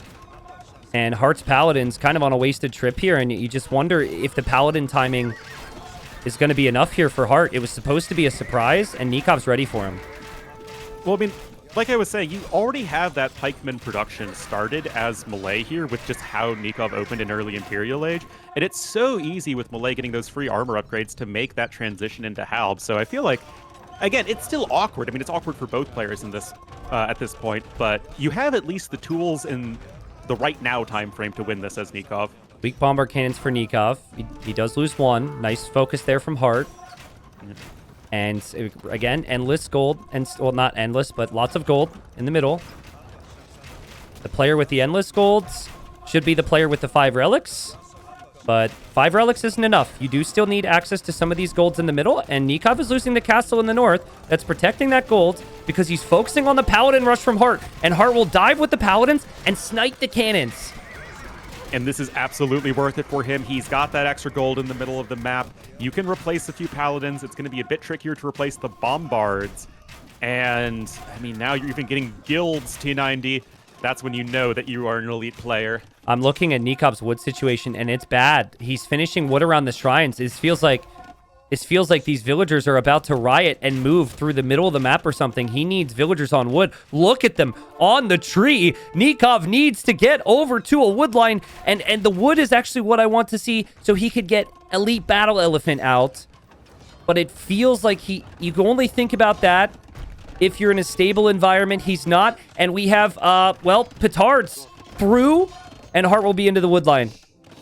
P90, the barracks to the northeast of Nikov's base, it blocks the gate, so the villagers, with their infinite pathfinding wisdom, are going all the way around to the front, and they're only even going to be able to make it in because of the petards in the first place. No, this is so tragic. He's clicked his I mean, at least they can make it, but is there? I guess. Are they gonna make it? Like, Nikov is just completely falling apart here, and Hart is gonna dive. This would be an epic collapse, and Hart's bombard cannons are flattening the army. He's got so much on gold. He's got 40 on gold, and Nikov has 0. Oh, Paladins continue to get value. Nikov is over 40 dead villagers. He's not dead yet. And there is something to be said for that, but it is such an uncomfortable position. Hart, he's at 7k army value, and that is going to be tough to deal with. Well, now Nikov's like looking at the handbook. He's like, actually, is Relic Victory allowed? Is Relic Victory allowed? I think maybe Relic Victory sounds like a good idea. What would the admins do if I were to accidentally win with Relic Victory? Would they allow us to restart, you know? Oh man, that sounds like there are certain players in the community that would have tried to pull that. Oh my god, dude! Oh my god! Villagers, go freaking delete the wall. He doesn't know. He doesn't know. The gate is blocked by a barracks. He doesn't know. The worker efficiency is horrible, and Hart should win. Hart should win. He just pushes this castle down. It's over, dude. This is not enough. Has 21% eco efficiency right now. That is not good to say the least. The ARV numbers have plummeted down to only 11, and right now it's just that Burgundian late game strength against Malay. It's so tough to deal with. The cannons are in decent numbers, and this is definitely seeming like we're going to have Pacific Islands of all maps be the decider. Oh man, what a series. I mean, I'm running out of words right now. It honestly... It just cannot stress enough back to what I said before, like that castle on the front, it was an overextension, and then ever since, Hart's been clearing it up. I mean, castle in the middle and a bit more patience from Nikov, he maybe wins this series, and this is not a conversation. The barracks, the unlucky barracks is just not something you think about. Isn't a conversation, and he ejected one of the relics. Nice job from Nikov to think about that. But I'm not seeing an eco that can stabilize this situation right now. Definitely not. And I feel like the forward castle definitely didn't work out, but if it bought you at least enough time to switch into battle elephants, then that's at least something. Because you haven't forced Hart to do anything other than exactly what he wants to be doing in this game, right? Ending, macroing, and getting to Skirm, Gunpowder, Paladin. And it just feels like Nikov has just always struggled to find an answer compositionally. But sometimes when you have the 5 relics, you tend to think that you can just hold and be fine. But let's not forget how much gold is still on this map. There's so much of it. There's 25,000 gold. Hart has had full control of it. And Nikov is holding somewhat. But he lost his castle. And now he went from 0 on wood to 82 on wood. So clearly he realized there was a wood issue. But now you don't have enough on food. You still don't have gold. Just all momentum has been lost. Yeah, this is just kind of a disaster in terms of getting to anything close to good army value. There's just paladins plus range support plus siege. Basically the perfect army composition here for Hart. Nikov is going to fall here, and it's going to be a very painful one to get all 5 relics very early on, get a better Imperial Age time, but just never take the fights you need to. And here we go, T90, going to the rubber match. The first 2 games, you saw the greatness of Nikov. You saw why everyone loves Nikov and why everyone hypes Nikov. This game, some of the old Nikov, some of the tendencies maybe came in. I mean, the prep was there. But when he was so close, wasn't able to quite finish the job. Maybe it was the castle, like we said. Maybe elephants needed to be on the mind. I mean, there's arguments against elephants, like space and whatnot, and it's such a unique scenario. I mean, so unlucky that barracks just ended up blocking a gate. That's not something he obviously realized, but the mental advantage is always there for Hart now in this position. He's won 2 straight. He knows Nikov should be shaky, and we have maybe the most difficult map to play in the entire pool coming up for game number 5. Nikov is telling everybody, if you can't handle me as Nivok, you don't deserve me as Nikov. Nivok, was that? That was a Red Bull thing. Remember, they misprinted his name as Nivok. Oh, okay. I was gonna say, I was like, is that an evacuation reference? Nivok? Okay. No. I don't remember that. Sorry. I was too busy trying on one of my ridiculous costumes in the back and trying to find one that didn't make me sweat like a pig. Yeah. Oh, at least chat remembered it. So that's something. Dang. Talk about a battle between old and new that we have in this tournament. The dynamics even crossing to the civs. All right. So you start with a transport ship, and you have a scout like any other map. This transport is basically your water scout, and you can use that in conjunction with your scout to get a lot of information. Armenians have the mule cart to move from these tiny wood lines and help out across the map. But what I really want to talk about is the Vikings, because the Vikings do not get fires. They only get galleys. They also get longboats, and feel like if you can get longboats, it feels almost impossible to retake water. So what are you expecting from Nikov here? Definitely 2-dot galley opening. I feel like that is just leaning into the strength of Vikings as best you can. I mean, we could still see like some sort of archery range or staple opening and then transporting over, but I still like the double galley opening the best. Okay, so hear me out. Oh, go ahead. So I think that's the natural play. I think that's exactly what Hart is going to expect him to do. And I think Hart will be very comfortable going double dot galley himself and feel even better there because Armenians get the extra bolt from the galley, right? The most...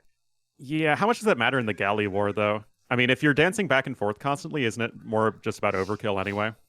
Maybe, but it's about the mentals right now. It's about, like, do I have better galleys? Yes, I do. Okay, I'm happy with galleys. So, and then I know a bunch of people are going to say, well, let's just go fast castle longboats. But I don't like that because there's a lot of things that can go wrong. If you lose control of the islands and lose villagers, you never know. They could go archers. So I don't know which games I'm remembering, but I think it was looking over people's shoulders at Noble Apartment Cup, where there was this map, or maybe one of the live sets. And I actually really like fast feudal archers. Adapt with those archers, transport if you need to, whatever. Just invest into your eco in feudal to have a healthy eco. And then when you're in Castle Age, I like full longbow. And the reason I think this is really strong is because galleys don't destroy docks quickly. And a double dock galley opening, what's going to happen is if he opens double dock galleys against that, he's going to stop producing ships the second he knows his opponent's going land. So he won't produce fires to destroy the docks. Is this making sense, or am I talking too much? Yes. I think I got way too ahead of myself here, considering I don't know what these guys are going to do. But I'm like really, really pumped right now. No, I mean, it's exciting. There's a lot to think about for both of these players. It's a very mind game oriented map here in game number 5. And what I do agree with you on is that there just aren't that many fish on this map. So the value of winning water and having your fishing ships working is less, at least, than other maps. Yeah. Wow, they're both docking right through the river in the middle, if you could call it that. And they've chosen a good starting spot. I think that's a channel T90. Yeah, that would be the proper geographic term. It's all right. That was good. I had to bring out my inner Twitch chat. Thank you. Is that how Twitch chat sounds for you? Mine's kind of the same. It's like, no, this is my Twitch chat voice for my chat. Oh well, that's wow, that's pretty decent. I'm trying to think. What would I think mine always starts with the word actually. It's like, well, actually, technically, it's like 21% damage. Sorry, chat. We love you. We do. We couldn't be doing this without you guys. So 3 fishing ships, 4 hearts. Same for Nikov. Very different than a standard game would be if you didn't start with the transport, obviously. They don't need to invest into that. And they have very close to each other in the middle with their scouts. And Nikov has the edge in the scout war, ever so slightly. Yeah, gonna force his opponent back a little bit there, and even the feudal age timing is within a few seconds of each other. Hart just with 0 seconds idle time instead of 3 seconds. Clearly the better AoE 2 player, but he is actually squeezing out a 4th fishing ship, which is, actually relevant. Yep. Usually people are bringing the vills to the middle now. You can only fit 5 in a transport ship. And so there's 5 for Nikov. Now his scout is still active on the left island. So that's where he will go. Hart saw Nikov was active there and actually sends his vills to the other side. So that makes me think Hart does not want land activity, and he will go 2 dock galleys. Seems logical anyways, but what's the play here? If he wants fires, he could actually go forward dock. That's one of the best plays against galley approach. And that's somewhat forward there. Yeah, that's pretty interesting, right? Do you go for the forward dock if you're going galleys? Because typically, when you go for galleys, guys, because they're only effective when they're grouped up, you want your docks pretty close to each other. But if you go forward here, that typically indicates fire ships, which you just want to get to the front lines as quickly as possible. It's kind of in the middle, though, right? It's not like, It's not forward enough for me to know 100% what he goes for, and it's galleys. Okay, yeah, it is just galleys, yeah. It's fine. It's just like trying to get these little sort of biases in what players tend to do with their building placement that is obviously getting both of us a little too obsessed at this stage. Yeah, I mean, it's essentially the same builds. The mule carts obviously advantage Armenians, and then also the what else am I thinking of? the mule carts. More efficient mule cart upgrades. Oh, the galleys, which, as you said, at a certain point, that extra little arrow might not end up mattering much, but again, in my mind, I'm always happy to have a little bit more to work with. Yes, more is gooder. Yep. I agree with that. But Vikings still have the discount, and they have a good eco of their own. So, at the very least, this feels competitive. Nice job there from Hart, actually using his fishing ship to block, and so the transport ship almost goes down. But Nikov will save that. That could play a role. Nikov, remember, he saw Hart was fairly active in the on his island, so he dropped an outpost there. I don't think his scout actually spotted the mule cart. He spotted the dock, but his scout over on the right side did not spot that Hart actually has Vils on that island, which feels critical. Well, I mean, the dock there should be enough of a giveaway, but until either player really feels the need to focus more on the land, as Hart is getting housed again, which is very unfortunate. It feels like that's just fine for both players. Fletching's on the way for Nikov. It is going to be in shortly enough here for Hart, unless the Vils being harassed. Yeah, lot to focus on. Hart got housed a little bit. Nikov will know he has the fletching timing too, so he advances forward because his blacksmith is already completed. And they're both investing really heavily. This just feels like because they've both gone into this build, they're never going to stop. And they're both going to hard commit to galleys here.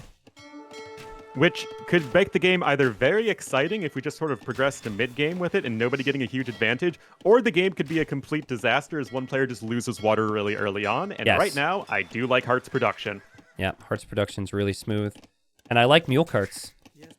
I think I'm going with mule carts all day. Free wheelbarrow is nice, so we shouldn't forget that. But mule carts, man, you have the mule cart, which in and of itself is efficient because you can roll it around, but greater with the wood and gold economy. I mean, the thing with the free wheelbarrow and handcart is that it's mostly a food bonus still, right? It's the greatest impact it has on your economy is making your farmers work faster, which is obviously not something that you're too invested in right now as we have a bit of a fight happening, and Hart already with the early kill, first blood in this final game. Nikov recovers very nicely, though, doesn't he? Very nicely. Both know which ones are weak. Hart actually misses. He'll know there's more weak ones in there. There's transitions to do economically here. There is a mill for Nikov on Hunt. There's also the same for Hart.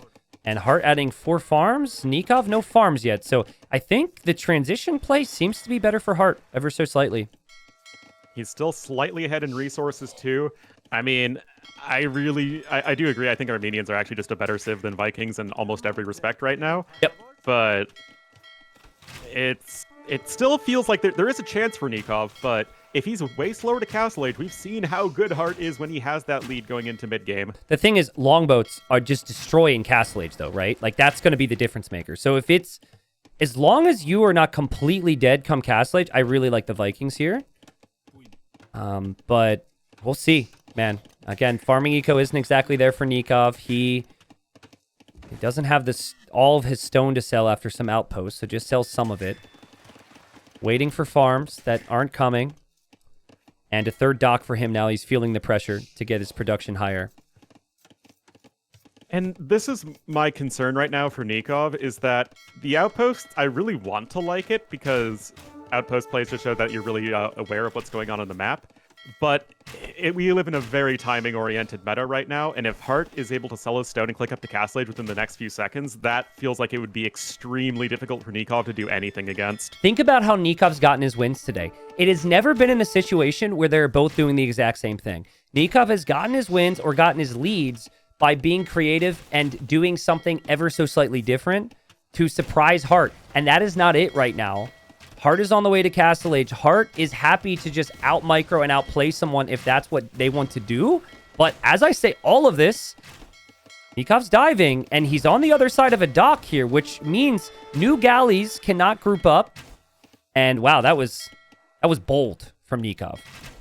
I mean, I like it. You kind of need to make something happen at this stage, but you're still trying to force an engagement, and that usually puts you at a bit of a disadvantage here in the galley war. Still one more kill in this game for our red player, but this is what I was saying earlier. When you're going for galleys, you want the docks close to each other, because then you get into situations like this. You have a little bit of a snag there onto a fishing ship. Not that that is the biggest of deals right now, and there's still the huge concern I have that Hart is creeping closer and closer to Castle Age, and Nikov still hasn't clicked up yet. Yeah, that's a big concern. It's a massive concern, and Nikov, I'm just thinking about the castle in the previous game, like the Mayan masterpiece. Like this day deserves a Nikov victory, it feels, but Hart is just he's brought it back game by game, and you could tell he's like, I'm not gonna chase you down. I know this is good for me. Wait for my upgrades. I mean, Nikov is 2 minutes away from Castle Age. Hart 20 seconds. Yeah, this just feels ridiculous. Hart didn't even need to sell a stone. He can add TCs, no problem. He can go ahead and then pick up Bodkin and War Galley. He can get the fortified church down, start scooping up those relics. Nikov has a lot of And- ships in queue, and there's a lot of weak ones here for Hart. Also, Nikov's galleys are coming in to snipe the fish. These are some positives. He's actually going for the galleys. And Hart doesn't have his upgrades yet. Hart will have it, and panic time for Nikov as he looks to avoid the reverse sweep. It's so close here. Hart does lose a couple of vills, but again, he's still okay. He still has his villagers working. He's getting a second TC down and fortified church, like I was saying. He's getting his military upgrades. There really isn't anything that is important that's bad right now for our red player. Yeah, I think the thing to remind everybody of is that the games rarely end in Castle Age here. And so Nikov, 40 seconds away. He hasn't lost a dock yet. He'll have 4 dock production. Yes, Hart will have some of the bonuses for the Armenians. He can get the relic from the church and pick up more. He'll have the second TC. These are all good things. But, like, I'm not fully convinced Nikov's actually fully lost water here. I think he could probably stabilize this. Micro is actually ridiculous to notice that one War Galley is weak on the right. And here Nice come the save there from upgrades Hart. for Nikov. Oh. Yep, we got War Galley and Bodkin both in. You even got the gold mining upgrade. And now, do you switch to longboats, or do you keep up with the War Galley production? Because you don't really want to have both ships together. It's just very awkward to control them both. And, okay, longboat it is. Yep. Longboats after War Galley. You obviously need to upgrade what you have. And Hart will have 13.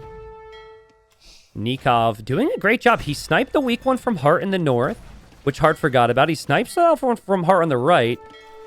Hart is now getting a couple kills from Nikov, as Nikov is probably shifting his focus onto eco and at home. But Yeah, still very little land army commitment. It's just eco and ships right now. I don't think we have a university yet for either player for ballistics. I lied. I am blind. It's on the way right now for Nikov. Nikov's recovered with his production very nicely here. 4 docks was a sick play, and the TC timings are the same. The population's even. Hart is advancing back towards his docks in the middle, which allows Nikov to advance. And if Nikov has the ballistic timing and longboats, thinking's starting to shift for him. This game could not be closer. Res collected's identical. 2 TCs for both. 2 of the best navies in the game. Winner moves on to the semifinals. Yeah, and we're going to have Bosaw in as well for the Armenians player. That's going to help out the eco. 3 relics for Hart, another advantage for him in that regard, but the fishing ships are going to be going down. And I have to ask you, T90, which Civ do you think is going to have the better navy late game? Because I feel like it's Armenians handily. I think if Nikov produces longboats, that's different. Like, longboats feel so critical because you can destroy... Like, honestly, it's just Castle Age for me, because longboats can destroy docks quickly, and you can prevent redocks with ranged units. It's not like the typical game we've seen where it's lots of fires. So, where a castle on the shoreline could happen. So, I think I prefer the Vikings, actually, because of longboats. I know that there's probably reasons I'm wrong, but that's just my feeling right now. Nah, I don't think... Oh, but I love this! We got the smash here in the middle of the channel. The War Galleys are shooting back. I mean, Hart's trying to take the best engagement he can. The freaking ships are attacking on the dock, which is really annoying just watching it. Oh, and it looks like this might end up being a little bit better for Hart, but that was a huge, huge engagement. The HP is not all that good for that group there for Hart. And his production's getting camped now by Nikov's units. So I like this from Nikov. There are units on the left side for Hart, which Nikov might actually intercept accidentally, because I think 2 of his ships are stuck behind the transport ship there. But eco is identical. There is handcart for Nikov's eco, which we can't forget about, especially as the farms start to come up. It's really interesting that we are now switching into longboats as Nikov, right? He made 1 earlier, but then switched to War Galleys again, and now he's switching back into longboats. Yeah. Remember, guys, the longboats train faster and move faster than War Galleys, so they're easier to mass if you have the resources to make them. So that feels like it's a very natural play here for our blue player. There is a demo that Hart was making. He's hoping to connect when the units were sitting next to it, and he connects. He connects. That's a really good demo, actually. because he has HP problems himself. He will lose his galleys that he's looped around with. And Nikov's longboats. I'm telling you, man. Just wait till a group of longboats are available next to a dock. It's shocking how quickly buildings go down to longboats. I actually think it needs nerfed, honestly. Well, I mean, it's just so hard, right? Because Vikings feel so unplayable in all but a few maps. Yep, exactly. That's a discussion for another day, because right now Nikov has a huge numbers advantage over Hart, and he's just able to utilize the cheap Viking ships, right? This has always been their advantage and why they were the #1 water civ for 20 years. And I mean, you have to respect that dock like crazy because of the demo, but even so, Nikov is still finding value. I get the feeling to send your longboats elsewhere.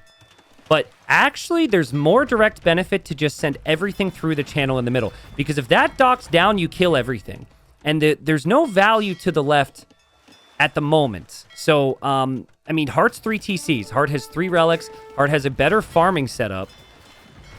If Hart can hold and out-boom here, there's still a world where he gets to the Imperial Age, which you've been talking about, and the Armenians can, at the very least, just win with getting Bracer and Galleon. I also have very significant concerns about Vikings being able to deal with the Drummonds. True. Because those longboats are going to stack up, and the extra projectile from the Armenian Drummonds is going to be very tough. His Hart is just micro-nerding that demo like a jerk. And oh, it's another pincer movement! Yeah, pincer move. Does Nikov go through here? Does he just go through? Does he risk it? Because there could be a demo. There's not a demo in queue here, and he is going to do it. And I think with this, he can win water.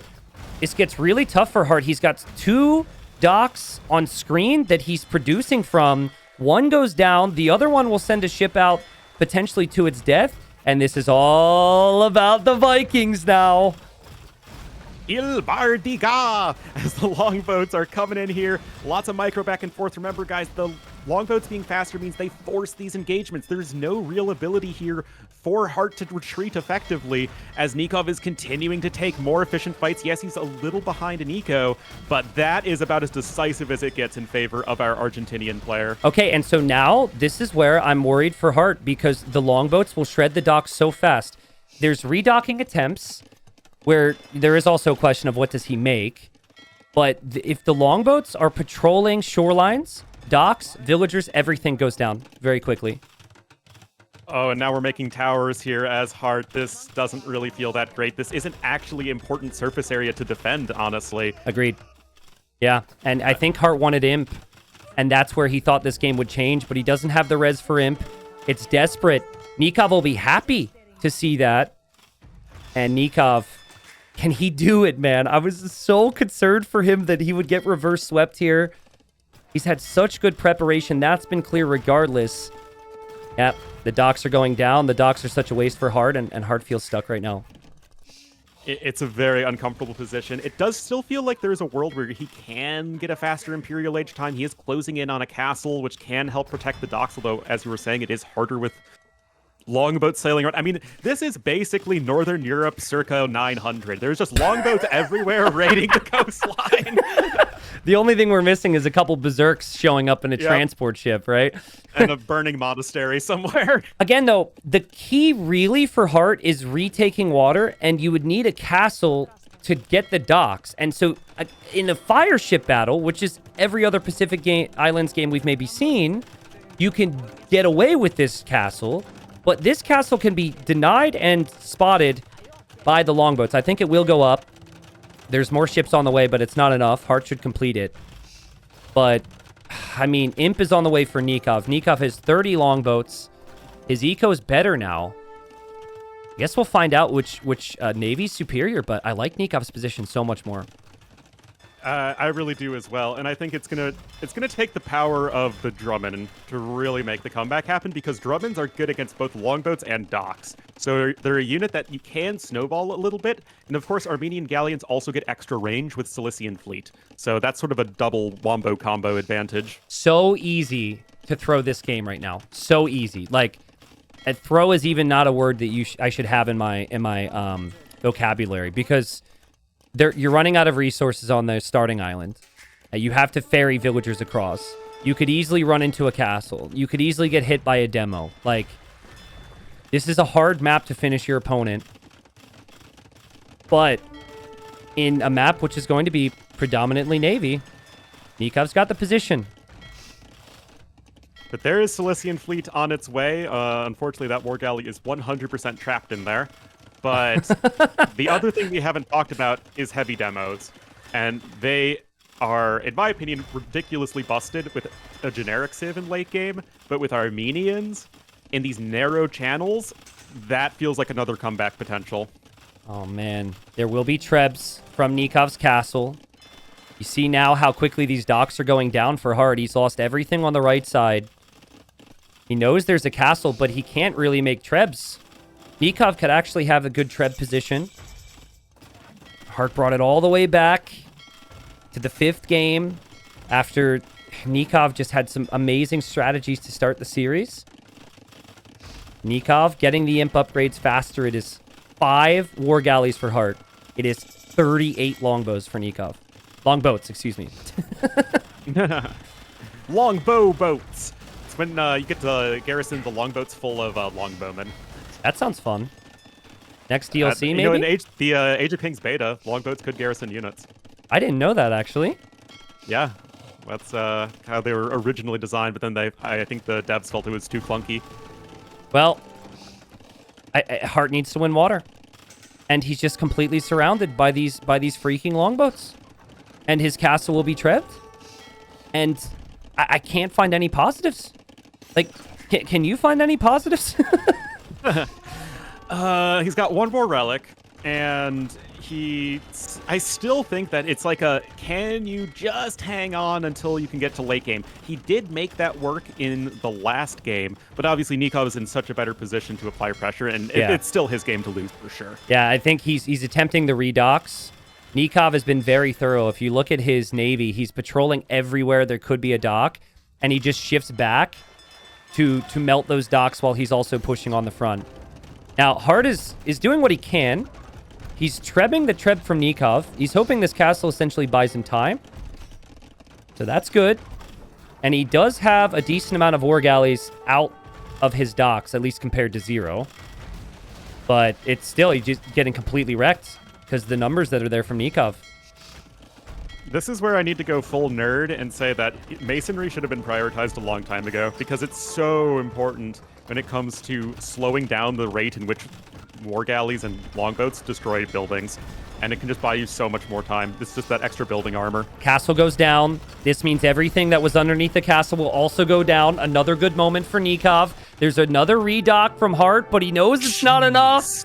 And Nikov, who could have had an epic collapse today, gets the job done. Just did it for the viewers, and he wins it. Even when we felt like maybe that later castle age could have been a problem. What a great job from him recovering on water here. Yeah, and this is what you can do. There's a lot of space to sail around on the map, right? You can sort of sail away from your opponent, trying to avoid that engagement. He just kept up with his ship production, the 4 docks, like you said earlier, leveraging those cheap Viking ships and making it work. So impressive. Wow. So Nikov moves into the semifinals. What a run from him. Beats MBL, beats Hart, beats I guess one of his former teammates, Hart, current teammate on New Team Wonders. But I can't help but feel like the preparation paid off today. I was very concerned that Nikov would be like completely dejected thinking back to the previous game. And I'm very happy that he could look at these games fondly now because he really came to play today. For Hart, an amazing season. He won his group. He's such a quality player. Probably some regret for him. I think he has such high standards. He would definitely want beyond top 8. But competition's insane right now. I mean, and it's just with all of these, up-and-coming players plus resurgent players like Nikov, it is so tough to make it deep in tournaments, especially when it's just single elimination at that stage. I mean, not a bad tournament at all from Hart, but of course, I mean, it's so tough now that we're getting so deep into the event. Yep, and again, I'd like to point out, Vikings were never played on Pacific Islands, so a strategy that Nikov saved. They've been played in other tournaments, but never in this tournament so far this season. Armenians have been played each and every time. Lots of reasons to think they're OP. Nikov gets the job done. Wow, Ornlu. So we have so far confirmed that... spoilers, by the way, viewers. Spoilers. We've confirmed Nikov is in a semifinal. who knows how far he can go. And then we've also confirmed that Dark is in a semifinal. And who knows? Again, expect the favorites are going to win tomorrow. You think that Leary might be the big favorite against Sato.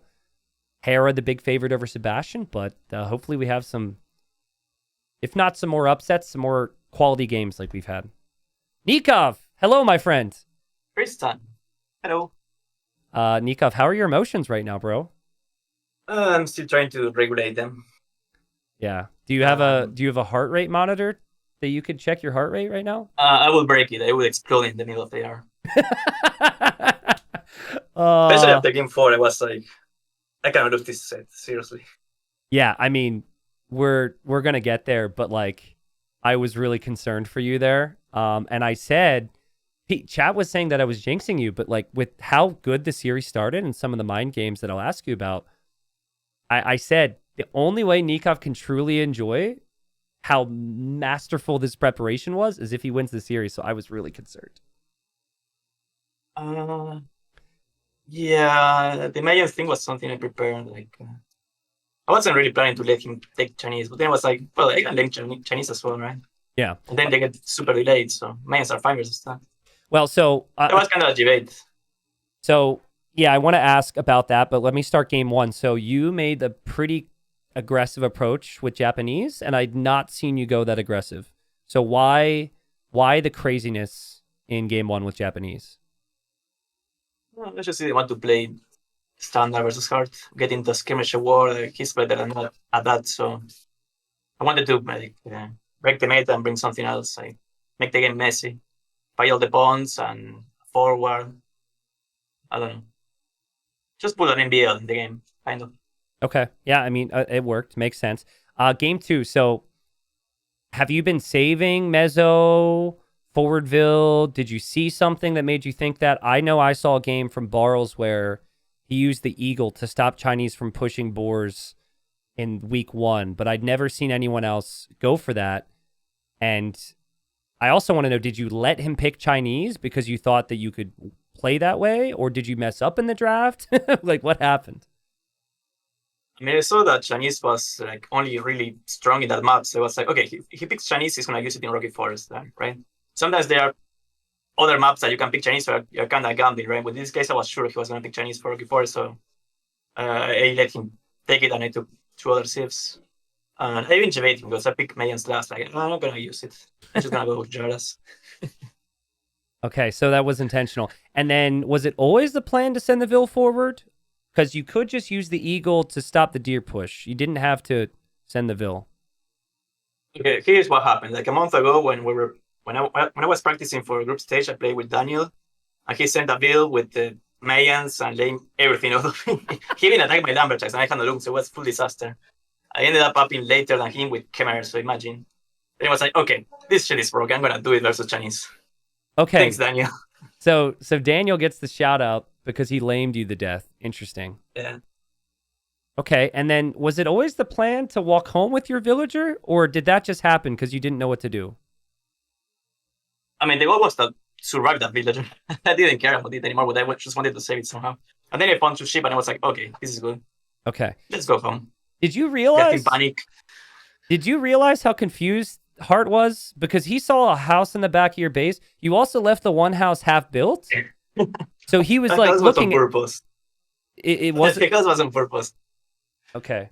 I really hate seeing a house behind my base because I don't know what's going on and I go full paranoid, right? So I'm like, okay, I'm gonna make him feel the same. It was another kind of debate. Okay. And then obviously the rest was kind of like, you know, you had such a nice lead and you honestly played it perfect. Okay. So you go up 2 games. Your plan had worked perfectly. How nervous were you going into game number 3? I was finding that map because he had Mongols, and I was like, okay, this is my throwaway map. I will just try with Vietnamese to survive, but it was full disaster, so nothing happened. Okay, so you expected that was your throwaway. You figured you didn't need that. Game 4 then. You had Malay. Thanks for the relic countdown, by the way. I don't know who was hosting, but... Bro, it took like half my APM to check that and then drop and then pick and then drop and then pick. I hated that, like, seriously. Well, maybe... That's a new excuse, though. I lost because my opponent forgot to put Conquest Victory. And actually, he should play better. Well, So you know what's way easier than having to eject relics nonstop and play at 500 APM in a competitive tournament? Checking the lobby settings before you start. It's 50-50. It's also Heart's fault. Like, it's the two of us. I know it's also Heart's fault. I'm just saying that Okay, then we're good. like It's the two of us. my anger at you is not at you, it's at Doubt, it's at Leary, it's at everyone who's done this. Just look and see if it's his Conquest or Standard. That's it. Anyways, do you think you had that game won? At one point, you had 5 relics, you had a nice boom. It felt like everything was going well for you. I need to rewatch that game because I just don't know what happened. I literally don't know how I lost that. Do I you guess like you put any top 20 in my spot and he will win. do you want my So it really made me mad. do you want my perspective on it? Sure. I think, at least I was saying in the cast, when you have the 5 relics, you that castle you built instead of forward, build it in the middle. Hold the gold, hold the middle. It felt like that the game started to unravel because that was like you gave up a castle and you were committed to repairing it. I didn't want me to get into Paladins. I wanted to strike fast, but it clearly Okay. doesn't work. Morganas will get Paladins regardless with half the price. Okay. Doesn't really matter. And then you lose that game. It felt like you had a good position. How are your nerves then? I mean, I went to the living room and I drank like a whole liter of water. Cool down. Yeah. I didn't keep. I drank like 3 glasses of water. Whew. Okay, and then, I mean, tell me about Game 5. You're the first person to pick Vikings, but he was Armenians, which is really strong. Did you think you were losing that game? Like, were you even able to think? Just talk me through that. I have to be completely honest. I haven't practiced Pacific Island a single time because I was always planning to ban that map Okay, since the beginning of the tournament. okay. But I was like, okay, I will just play Gallis versus Karen and hope he doesn't land and do something wacky, you know? I was hoping he would play just meta with Gallis and stuff. I would never pick Pacific Island as Mr. Yo because he would make my life a misery. So I'm glad the card didn't go for archers or something because I was not prepared for that. That's a fun sentence. I would never do that versus Yo because he would make my life misery. That's funny. And then like it was fairly close there. I really have no questions because you started to snowball and it was just 50-50 and eventually all fell apart. So when did you knew you won the game, or did you ever like rest mentally, or were you just like, oh shit, I could lose up until he resigned? I was around his island. Also, I was thinking that, he doesn't have fast fire, so what's the winning condition for him now? Yep. Just go Galleons, which is never going to work, right? If he had the Italians or something, well, he can go fast fires and retake the water quickly, right? But with the Armenians, he just cannot do that. Okay. So when I surrounded his island, I was like actually very calm finally with myself. When you won and it was over, was there jumping jacks? Did you yell? Did anything happen? I just leaned back on the chair and grabbed my head. Not gonna lie. Almost screamed. I was worried for you, bro, because I felt like the Chinese Mayans game was a masterpiece.